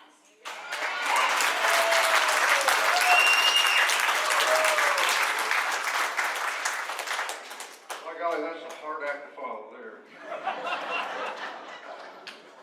First of all, my name's Jim Becker, and I'm from Clinton. I do own some land out here, and where the pipeline will run through part of a lake that I co-own with some neighbors that will run under or over it. I don't have any idea. But anyway, we talked about pipelines. You showed us pipelines in Indiana. Well, the pipelines in Vermilion and Vigo County, they take something somewhere, right? A product, there's an end user. They don't terminate under my property, which is paradise. I've got about 1,000 tundra swans winter on my lake. There are hundreds of thousands of other wildlife or waterfowl. In fact, when they leave the roost, it'll darken the sky so much you can't get a signal on your phone. It'll shut you down. There's that much in that area. So my concern is, multiple, but my concern is if your fuel profile, I've asked about it before, they're in the waste, in the carbon dioxide, there's 99.5% pure, 0.5% something. Well, in petcoke, that's pretty dirty fuel, isn't it? Is that all the fuel that you use, or do you use, that's 100% petcoke? Okay, so petcoke has vanadium, methylene, sulfur, nickel, calcium, heavy metals. Are those vaporized and entrained with the CO2 that go under the ground? They are not. What is it? What is the 0.5? The 0.5 are combination of contaminants that do get into that CO2 stream.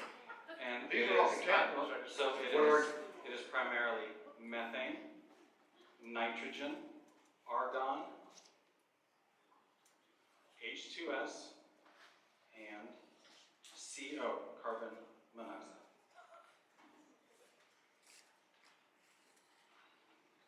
Those are all naturally occurring molecules that exist in natural So what gas happens to, and are so not you're saying there's hazardous. no methylene in petcoke?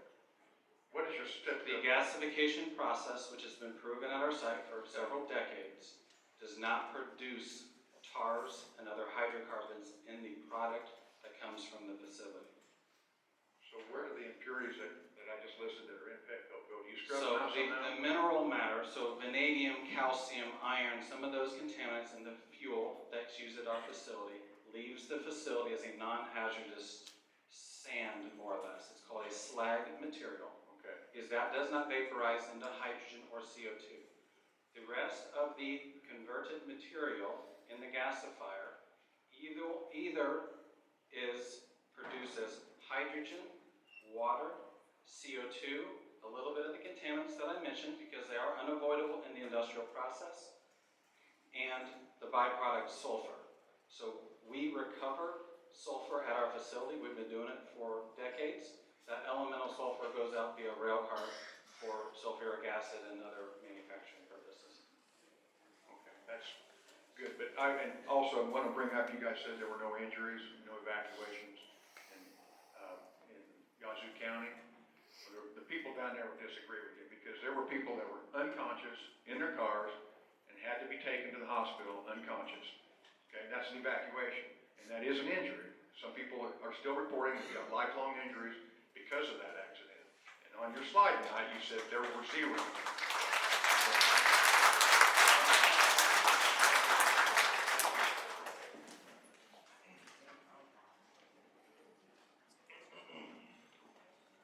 I'm Travis Newman.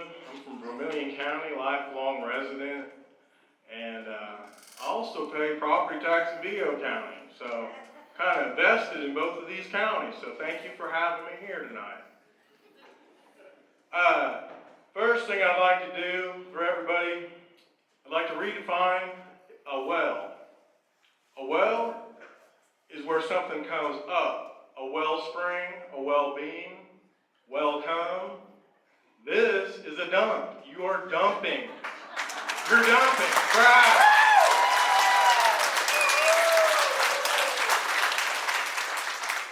I'll get to questions here in a minute too.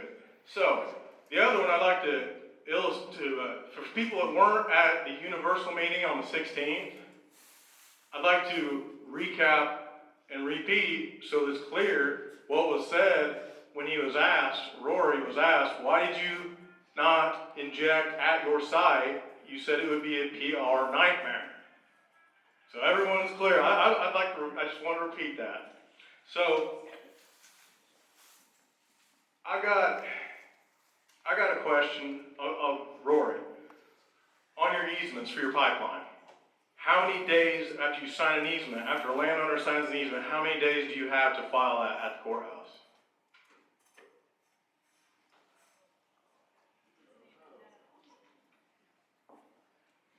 Our land attorney is not here. Okay. Hey, that's a good one. I just want to know that. Hey, If it's we have your okay. email address, we will definitely answer that question. Unless You actually know. mail me. Okay. So, hey, next question. I don't want to We waste do time. know that there is electronic filing that can occur in these counties and can be done quite quickly. Oh, we can see it too. Yeah, so easements, what percent, how, on that project you got, where are you on your easements for the pipeline? Ballpark. Currently, we have approximately 15% of the total pipeline under easement, and I feel pretty good about about 10% of it. So 15 to 20. That gets me to another number. Last time I talked to you, I asked you, how long is this project for? And you said, well, this facility, it's built for 20. And I said, well, you 30, and your agreement 40. Then Nolan jumps up and he says, it's 12 years. So this is a 12-year project. The Great Band jobs are for 12 years, right? 12 years, 12-year commitment from this company, right? That's it. So you got 12 years. And then it's already mentioned what these people are going to do. Well, you can't answer that, and they're responsible for what they do. So after the 12 years, you're going to pay that pore space, correct? You're going to pay the owner of the pore space. You're going to pay for 12 years. After 12 years, do you pay any more? Not after 12 years. Could you give him the microphone, let him say that? Like, I want everybody to hear that. Your payments will end after 12 years, correct? The jump is there forever. It's there forever, and you pay for 12 years. We just need that, clear as day, right?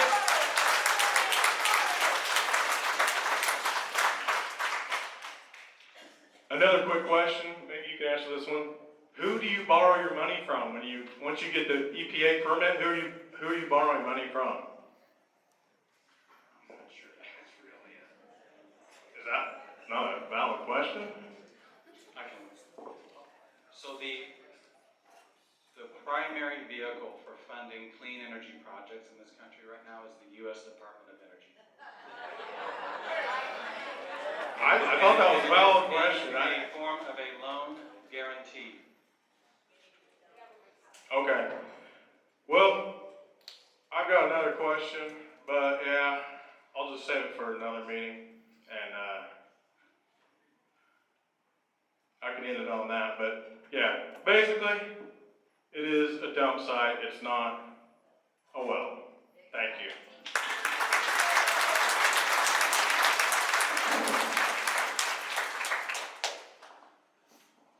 Hello, my name is Bill Kane. I'm from Terre Haute, Indiana.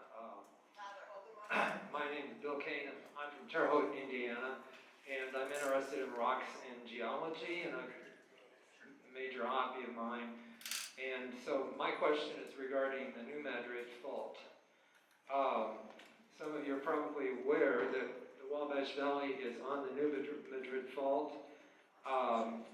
It produced a major significant earthquake about 200 years ago where it was so powerful that it made the Ohio River run backwards and it formed a new lake in Kentucky. I think it might have been the Reelfoot Lake. And it was far away as New York City. And regarding the fault, the USGS has on their site, it's talking about the probability of another earthquake in this fault system. And on their site it says, within the next 50 years, there's about a 10% probability that a magnitude 7 earthquake would strike the New Madrid region.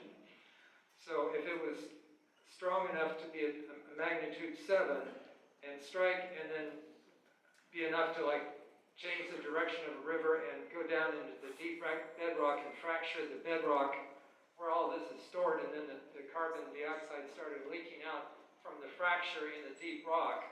Is there any remedy that could be done to protect the population from it seeping out of the ground? You talked about the pipelines and the surface area and the groundwater, but if there was a deep, somewhere down in this ancient, very, very, very ancient fracture of the Madrid system, I mean, if that started leaking out, I don't see how there's any way that you could possibly stop that. I mean, what would you do if it just started leaking out and it was coming out and affecting Terre Haute and the entire region coming out of the bedrock? You couldn't stop it, could you?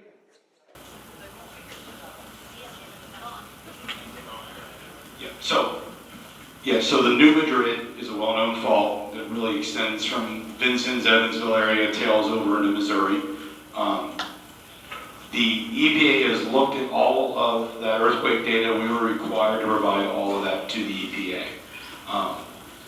The formations in this region, as you mentioned, the bedrock, so we're not injecting into bedrock. So the actual basement rock here is 9,000 feet deep. And that is the source of seismic activity in this region. So seismicity is induced from 13 to 16,000 feet down. The benefit this region has, especially for the safety of our wells, is due to the geologic formation here, you have multiple layers. And those layers act almost sort of like a shock absorber. So for normal seismicity and even higher levels of seismicity, it's induced from very, very deep. That energy wave travels through this layer cake, you don't see fracturing of those layers. You may see very deep basement activity, but it's not reflected as displacement or fracturing of the targeted layers we are looking into. I will point out that in the draft permit, there's very specific rules around seismic readings. If there's any readings within 62 miles, the EPA has very specific things we're required to do. I want to say if anything over 5 is recorded, I think we're required to shut in, reevaluate the wells, and prove the safety, and that there's been no impediment to the mechanical integrity of the wells or the injection zone. So you're suggesting that their studies are thinking that it would be below, that the earthquake would be below the area which would fracture, which would release the carbon? Is that what you're saying? Yes, sir. So everything comes up from these very deep, the much deeper formations here, because that's where the heavy basement rock and the actual faulting is existing. Are there other carbon sites that have been drilled in earthquake zones? Yes. Like where? There was one in Iceland, and there's currently multiple applications in California, and so these have been deployed in more higher active zones than the Indiana zone. We're very lucky that this is a very low seismic activity zone when compared to most regions of the United States. I hope you're right. If there was for some strange chance where it did start leaking from the ground, is there anything that can be done about that, or is it hopeless if it started seeping out of the ground because of some earthquake circumstance? If it started leaking out of the ground, what would you do? Okay, so, and I don't want to be glib, so please don't take this way. If there was an earthquake powerful enough to open a pathway, like a crack to the surface here, that's end times, rapture type situation for that catastrophic of an earthquake. Anytime there is seismic activity, we're required to shut the well in. The big benefit of the formation we are targeting is due to the very high porosity and permeability, there's very, very low back pressure. So during the injection, there's very low pressure. Pressure is what is the motive force for the CO2. The instant we shut in, we see almost instantaneous drops in formational pressure, which means when you stop the injection, there's not anything driving the CO2 to leave that formation. It doesn't have a driving force pushing it out, because that's what the pressure does, is try to push it out. You do not anticipate it just leaking out of the ground? No, sir. No. I hope you're right. Thank you. You're welcome.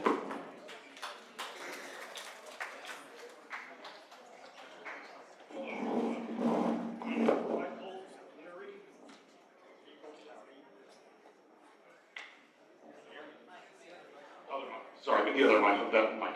Michael Neary from Vigo County, and I want to revisit a subject that's been touched upon a couple of times here, the dreaded public relations nightmare. Have we established that 11 miles of pipeline is actually unnecessary, except for the fact that it allows you to avoid an awkward political situation? This This point, could go down right up your facility.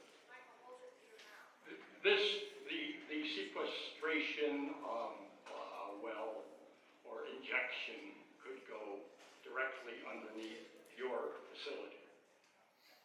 Yes. Okay, so 11 miles of pipeline, the added complexity, and I'm going to suggest at least some added risk that are involved, are actually unnecessary, but for the politics of the situation. And at this point, there is massive schedule impact and the actual capability to execute the project, yes. Well, wouldn't it be much simpler to backtrack and just go straight down rather than 11 miles?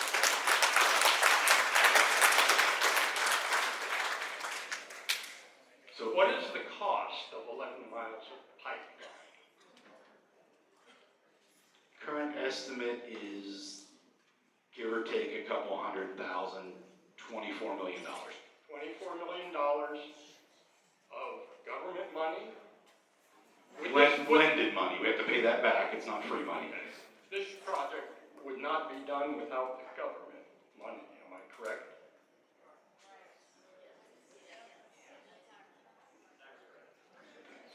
The best route for us is through the loan program office, which is a government bank.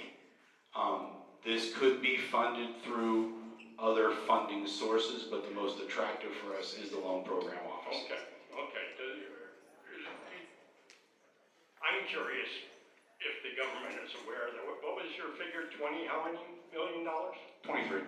$23 million of added expense to avoid the politics of this situation.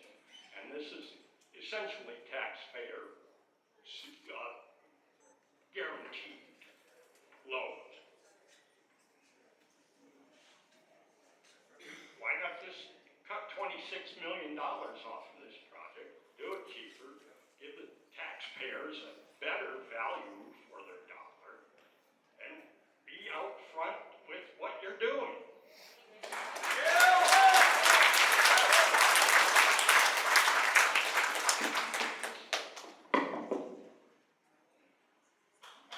This has to be the last question, I'm sorry, Ben, and you guys are in line, but no, I told Mrs. Bonomo that they have. Did you want to answer his question? No. So.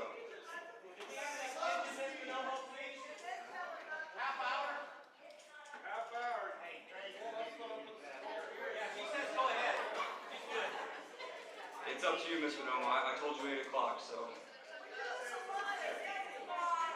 I understand that, okay?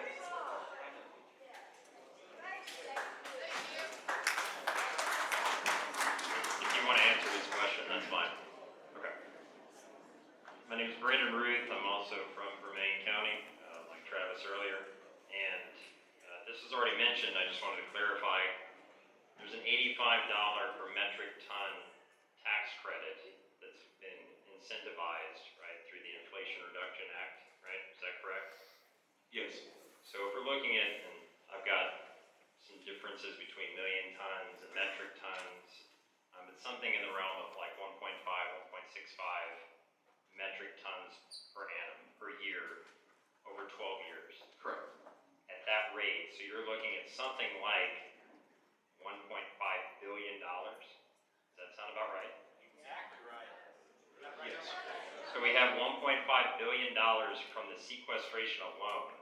We have, do you want to ballpark the figure for how much you're going to make off the anhydrous production? I mean, is that, I'm just looking at figures here. A lot of money. And again, I'm just trying to make comparisons in my mind. We're paying people $105 per year per acre. This company is going to make billions of dollars and walk away in 12 years after they dump all of it.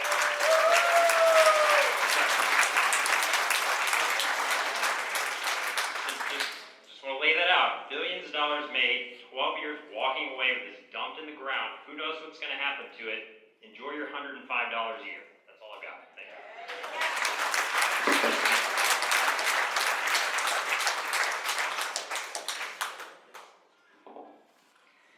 Hello, my name's Tracy Wilson. I'm from Vermillion County. I'm living in the same farmhouse that I was born in. retired military, chief warrant officer, and the only reason I even say that is because, I don't trust the EPA like zero, because they are a government agency. Just kind of been there, done that type thing. One thing I did wanna, Mr. Gupta, the other night at the Universal meeting, he said, about one of the questions, he said he'd rather just send the CO2 up in the air, but he doesn't get the money if he doesn't put this CCS in place. So that's just kind of something to think about if you all didn't hear that. One of the things that I haven't heard anybody else talk about is your site in Vermilion County. It's for the well, it's zoned agricultural. You're aware of that? Yes, ma'am. So it's not supposed to be used for an industrial use like y'all are doing? So we touched on this in the Universal meeting, and we had that reviewed by our lawyers, and when they looked at that, they said there was no specific exception for what we wanted to do. So we are looking at that again, but based off when they first looked at the rules and the bylaws in Vermilion County, there was not a zoning issue that we saw when the lawyers looked at it. And we're having them look at it a third time to make sure we hadn't missed anything. Okay. In the paperwork, you had the CO2, when you capture it, it said it's captured and liquefied, but you said that there's nothing liquid going through the pipeline. No liquid water. The CO2 is a liquid, there's no water in the CO2. Okay, I didn't understand. And the last thing I have to say is displacement. I know somebody else asked about it, but there is nowhere in my mind that I can't think of when you push something of that mass amount into the ground, you are displacing something. And it's being shoved somewhere, and the earth has been here, and those layers down there have been around as long as this earth has, and it's compacted, and even if it's porous, there's still something in it, like air, or I don't know what it is. There's something in there. If you're pushing something else down in there, something's gotta go somewhere.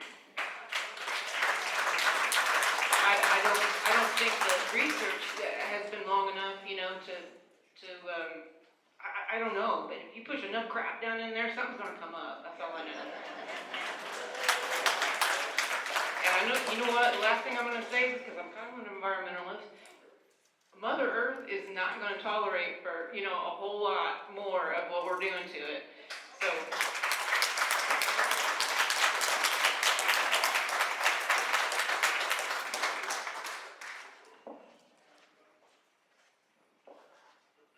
Hi, I'm Ben Linderman. My family homesteaded 1826, 1 mile west of here. A lot of my family and friends or neighbors are in the room tonight. My first question is there a manual check valve or shut-off valve if your automated system fails? Yes. In line with the safety of the children, especially the kids that come to school here. Thank you. And how does that process work? Can you hear me okay? Yeah, I can hear you. I just want to. How does that process work if the automated system fails? Okay. In the event, for some reason, we had an emergency that was then coupled with a failure of the emergency isolation valve, we do have the manual valve. So our facility is manned 24/7. It's a 24/7 operation. So we would get a report, there was a problem. We would instantaneously know, because we have feedback, this valve didn't actuate.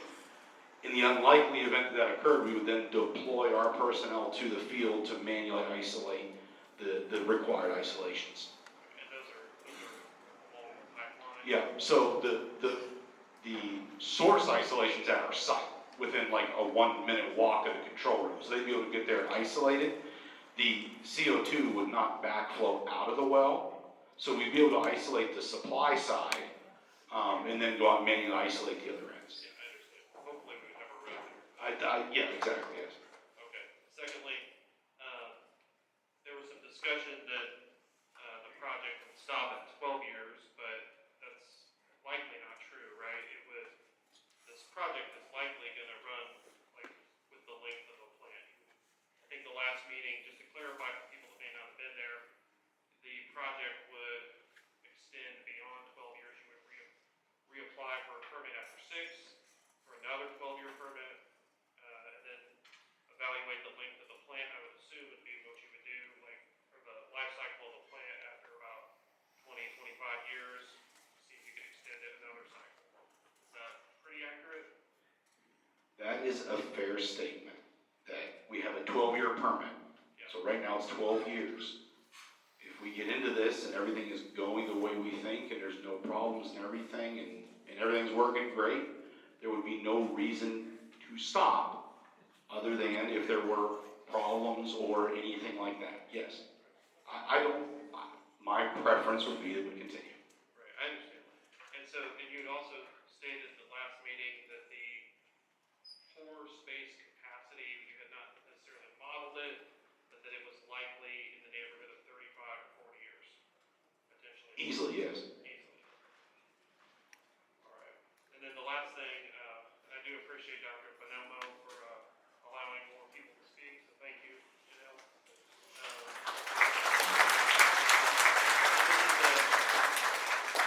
As respectfully as I can say this to everyone, the people in this room, this is how I feel personally. We don't need this law that was passed to know that the pore space belongs to everyone in this room.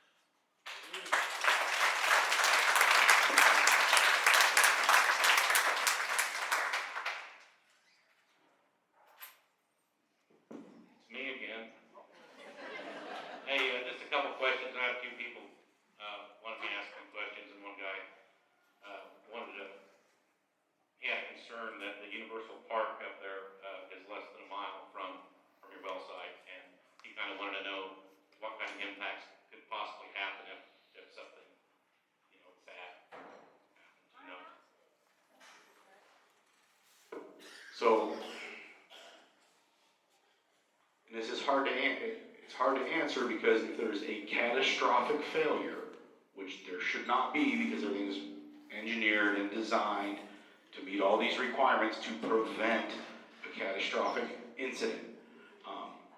If there was a pipeline failure or a wellhead failure, you would see the release of the volume of the pipeline, which is approximately an eighth, so 1/8 of the volume that was released in Mississippi.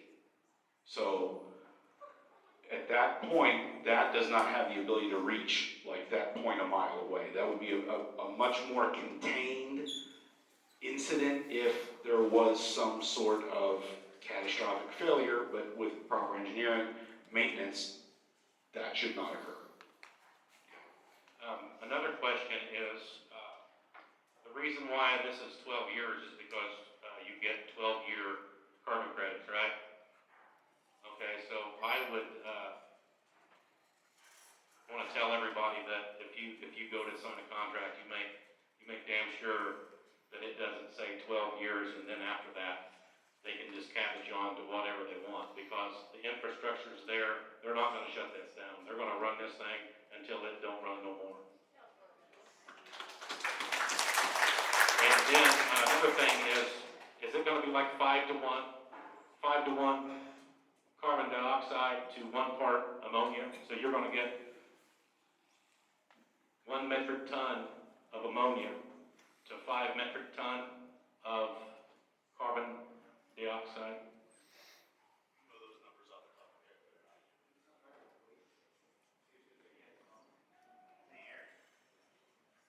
Five times the waste for that. Okay, done.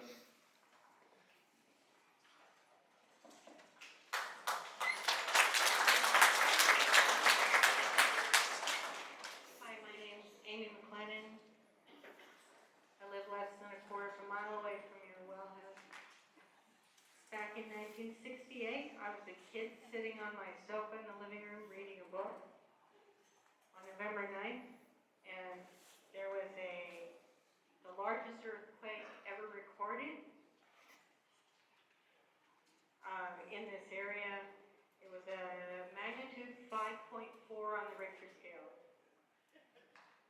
That earthquake turned that sofa I was sitting on, I was reading on, into a carnival ride. It moved all the way across the room. Okay?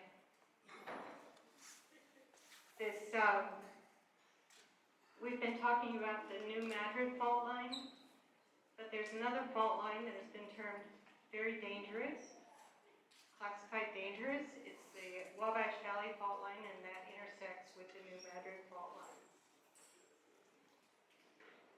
I just happened to go on Wikipedia, and we know how much we can trust Wikipedia. And here I will read, a future earthquake in the region is extremely likely.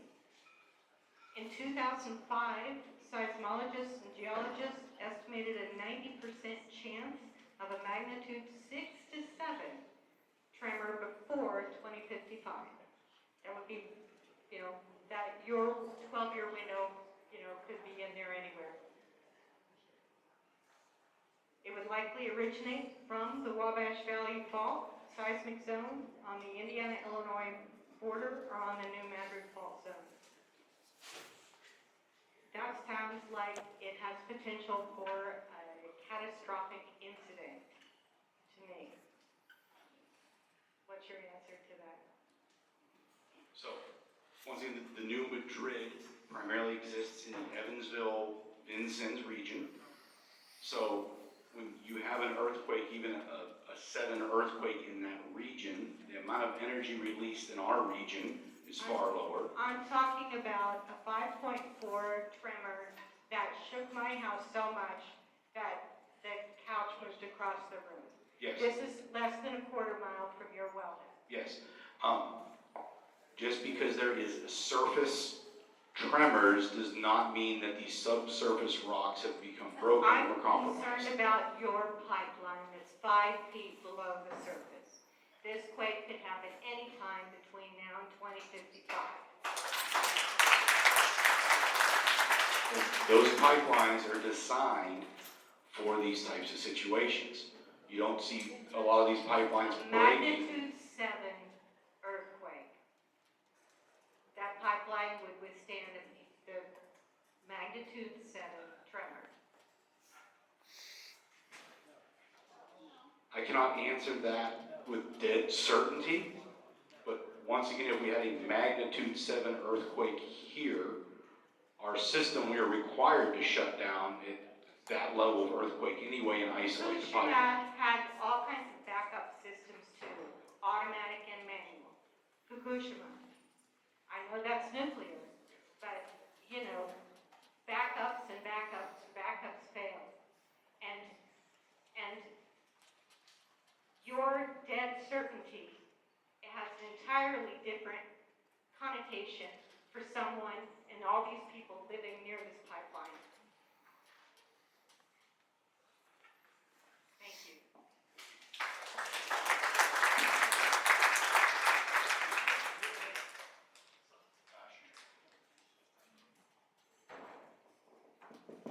How we doing? Is that better? Everybody hear me in the back? A thumbs up back there. Good evening. My name is Andrew Lenderman. I'm a small business owner here in Vigo County. And thank you very much for hosting this forum. I really appreciate it. Thanks to the commission and the school for extending the questions. I think that's a very positive thing for the discussion. Also want to thank Indiana Farm Bureau and Goshen Friends and Neighbors for keeping us informed about this project. A big shout out to Indiana Farm Bureau. Goshen Friends and Neighbors. It's been very useful in terms of keeping us informed about the project. Just wanted to ask a couple of questions about the ag business sector, if I could. Obviously, as I'm sure we're all aware, agriculture is an outstanding impact on the state economy. It's got a $35 billion impact on the state of Indiana, and Indiana farmers and ranches create jobs every day. support jobs every day, and excellent revenue for county government every day. So, I'll get to my question here, so pardon me for the lecture there. So, about the modeling, I appreciate the modeling with relation to the plume. Has the company looked at any modeling in terms of how an accident could impact the ag industry? Say there's a small accident during spring planting, fall harvest time. Potentially that can have a very big impact on people's ability to do their jobs, get crops out, transport crops, plant crops, and it could have a negative economic impact throughout the entire region. So as Wabash Valley Resources puts the plan together, has there been any thought about how an accident or an unforeseen consequence could impact this sector? We have not specifically done an analysis of if there was a pipeline leak, what's the impact on the total ag sector. What I would say is the pipeline leak would result in a localized disturbance of the ground. With the CO2, right, if I have a leak, unlike a chemical products pipeline, there's not an ongoing contamination of the ground. So you're not talking about an oil leak or some refined products leak where you're saying, well, we've ruined 10 acres because we've spilled oil into it. So it'd be a localized, as far as ongoing, yes, there's impacts to the community writ large for the period, but there's not a ongoing, like, loss of productivity of that field. Another thing that, we're required to prepay for any type damage that ever occurs. So there will be a fund that EPA holds for any kind of remediation. So if there were ever any damages, we would be responsible, and we have to prepay since there's no insurance for this type of product. So if there's an impact that is from our work, the EPA fund that we have to prepay would go to compensate. Okay, thank you very much. Appreciate that.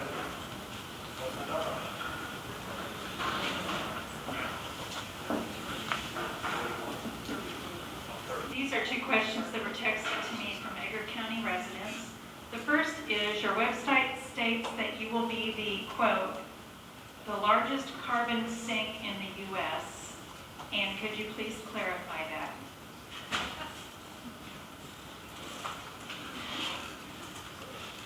I can clarify we project to be the largest CO2 sequestration site when we are commercially operating. However, there are tens of projects, possibly 100 projects, bigger than ours, under development. The advantage we have with industry is that we are 4 to 5 years ahead of them in this project's development. So while, yes, our website says we will be the largest carbon sink, that will not last for very long. Thank you. And the other question is, you state that your plume won't go past X number of feet, but how do you know? We know from actual geologic samples taken from this region and then modeled through geological models that have been proven to be correct in other circumstances. In addition to this, with the EPA drafted permit, we are required to monitor and update the models as we go. That is a typical requirement. That's nothing necessarily special for our project.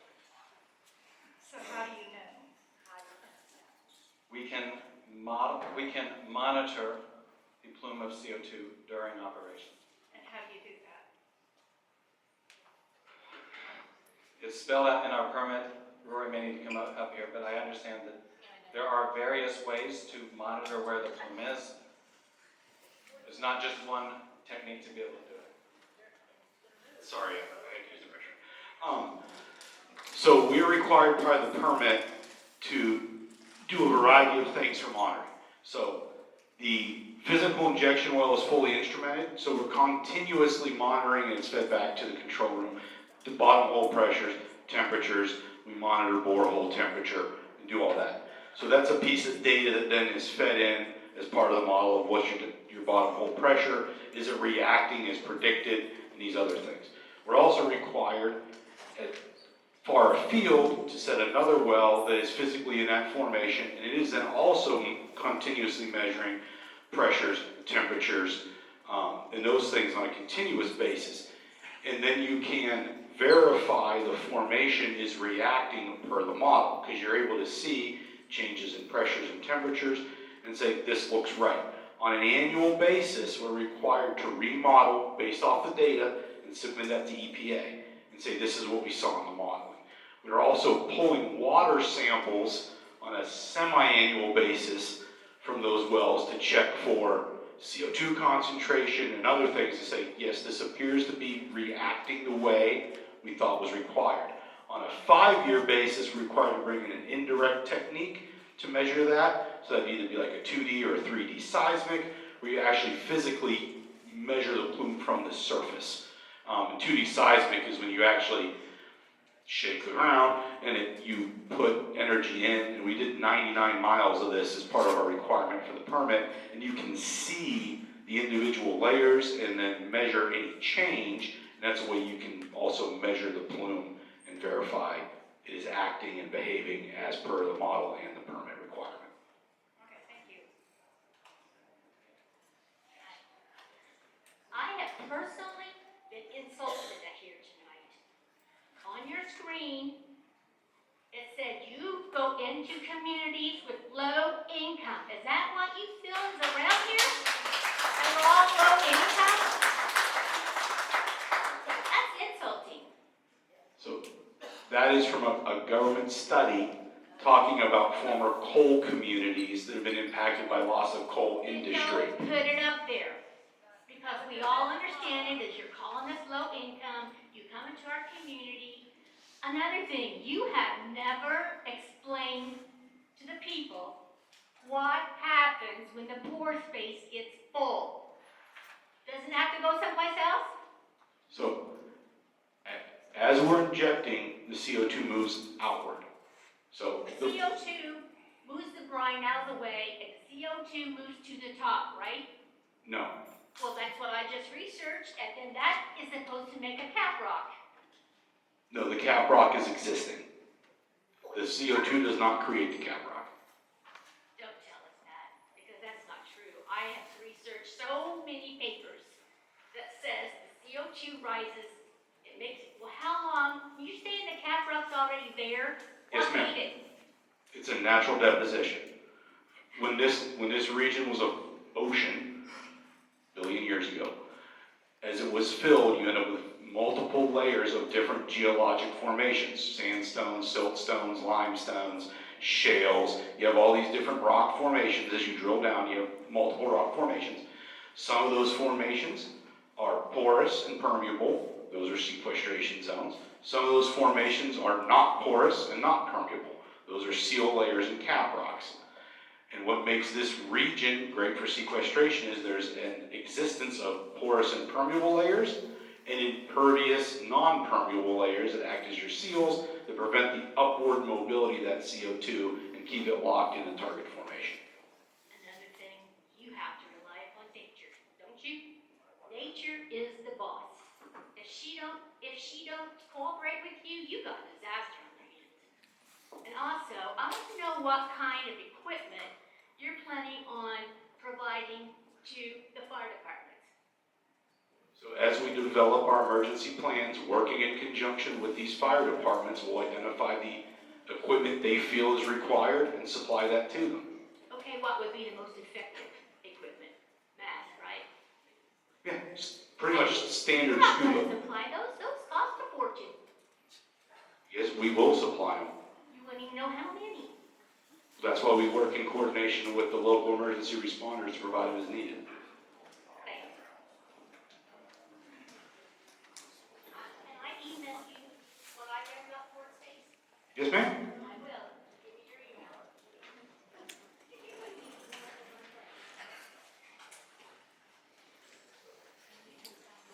My name's Harvey Crouch, I'm from Indian County.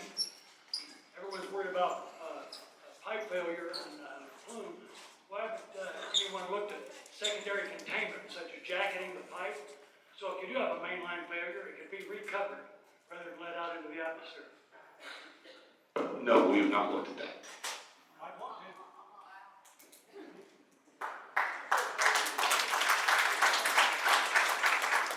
My name is Kim Beeler. I'm from Libertyville, just a few miles down the highway.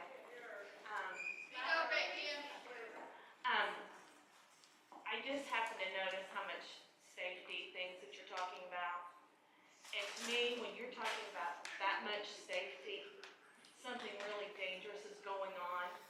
That, you know, if you're preparing for this, preparing for that, there's no guarantees that nothing will happen in the future.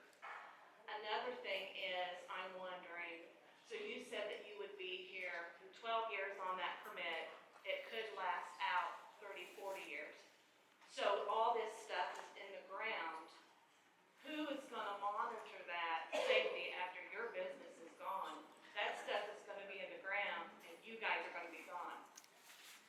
So per the EPA permit, we are required to do testing and monitoring of the CO2, not just up to year 12, but until the EPA releases us from the testing and monitoring protocol. So right now the draft permit has a 10-year time frame, but that's not set in stone. Every year we stop injection, we continue with all the monitoring. When you guys are said and done and you're out of here and this stuff is still sitting around, who's responsible for it then? So per statute, we are responsible forever. Now, But your company will not be in business forever. this is true. This is also why we have to prepay for response and remediation costs. So if we go away, it's already been prepaid, and the EPA has that funding available. In 100 years, there's supposed to be But how do money we set. know that that's gonna happen? We don't have any guarantees.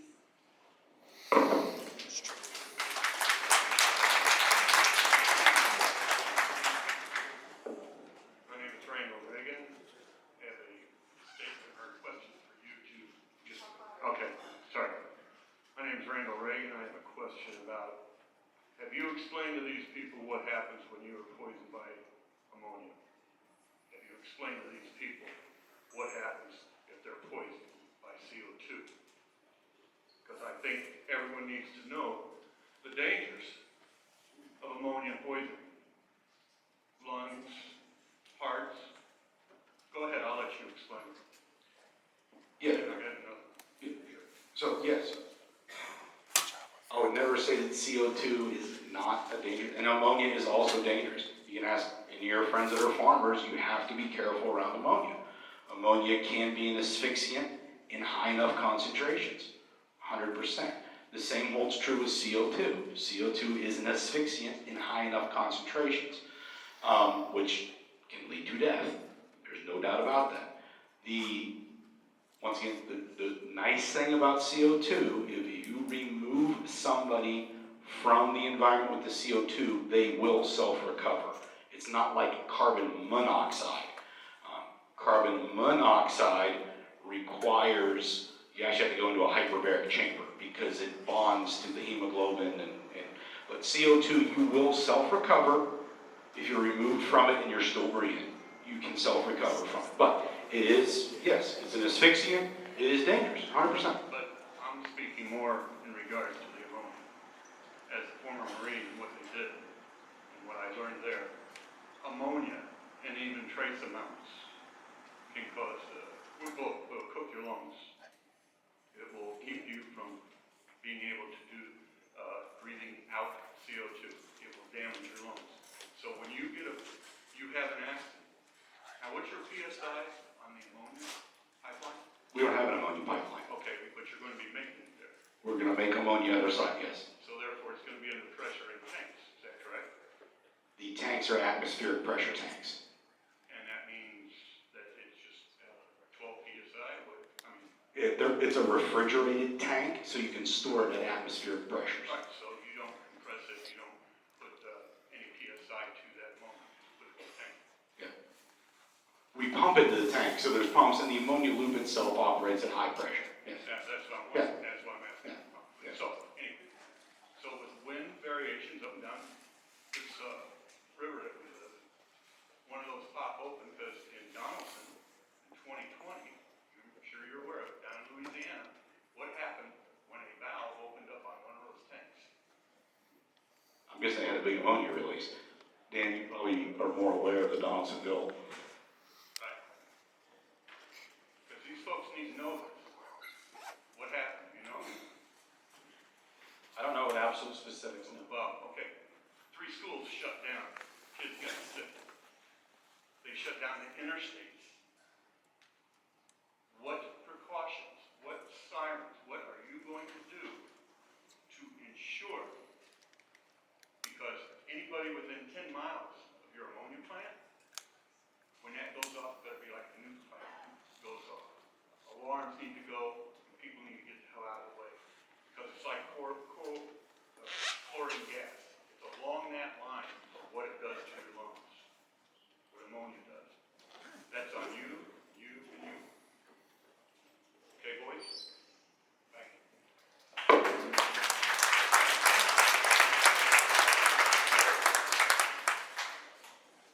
I'm Sandra Dean, I'm from New Goshen, and I have 2 questions. I'll do my best, I promise. The first one. Okay, the first one is, we saw the derailments and how those were handled by our federal government. Pete Buttigieg and all of his department was supposed to be, they are the owner of this infrastructure and these pipelines, from what I know. The second thing is, have they put federal safety and regulations in place? Are they upgraded to meet this pipeline? Because as we watched the derailment, we watched them in that state, in that city, they just walked away and left them.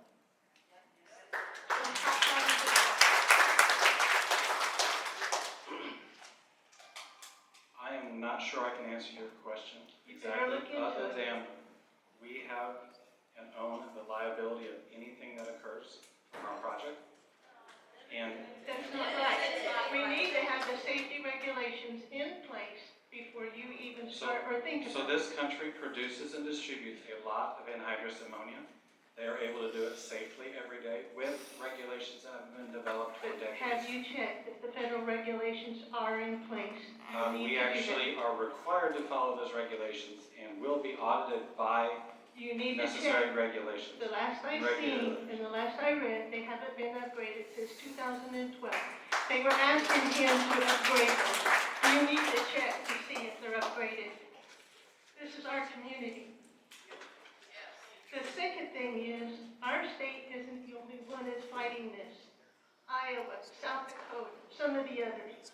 I read where Iowa has put a hold since 2023 to the end. My question is, are you checking out these other places and these other companies, seeing what their concerns, their safety, the dangers are, to make sure that we, if we get this, we do not have to follow that. They're fighting too, just the same as we are.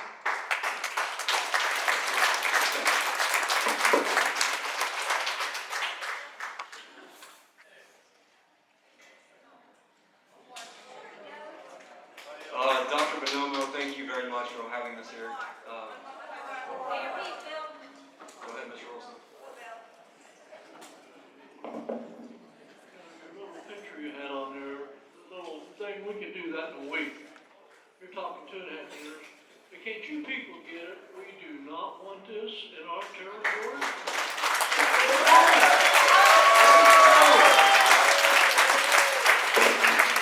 We're gonna come here. We will continue to work with Wabash Valley Resources on the emails that you folks have sent us and continue to ask those questions. If we do have another meeting, if Mrs. Bonomo is okay, we'll have it here. If not, we'll see. So I appreciate you coming.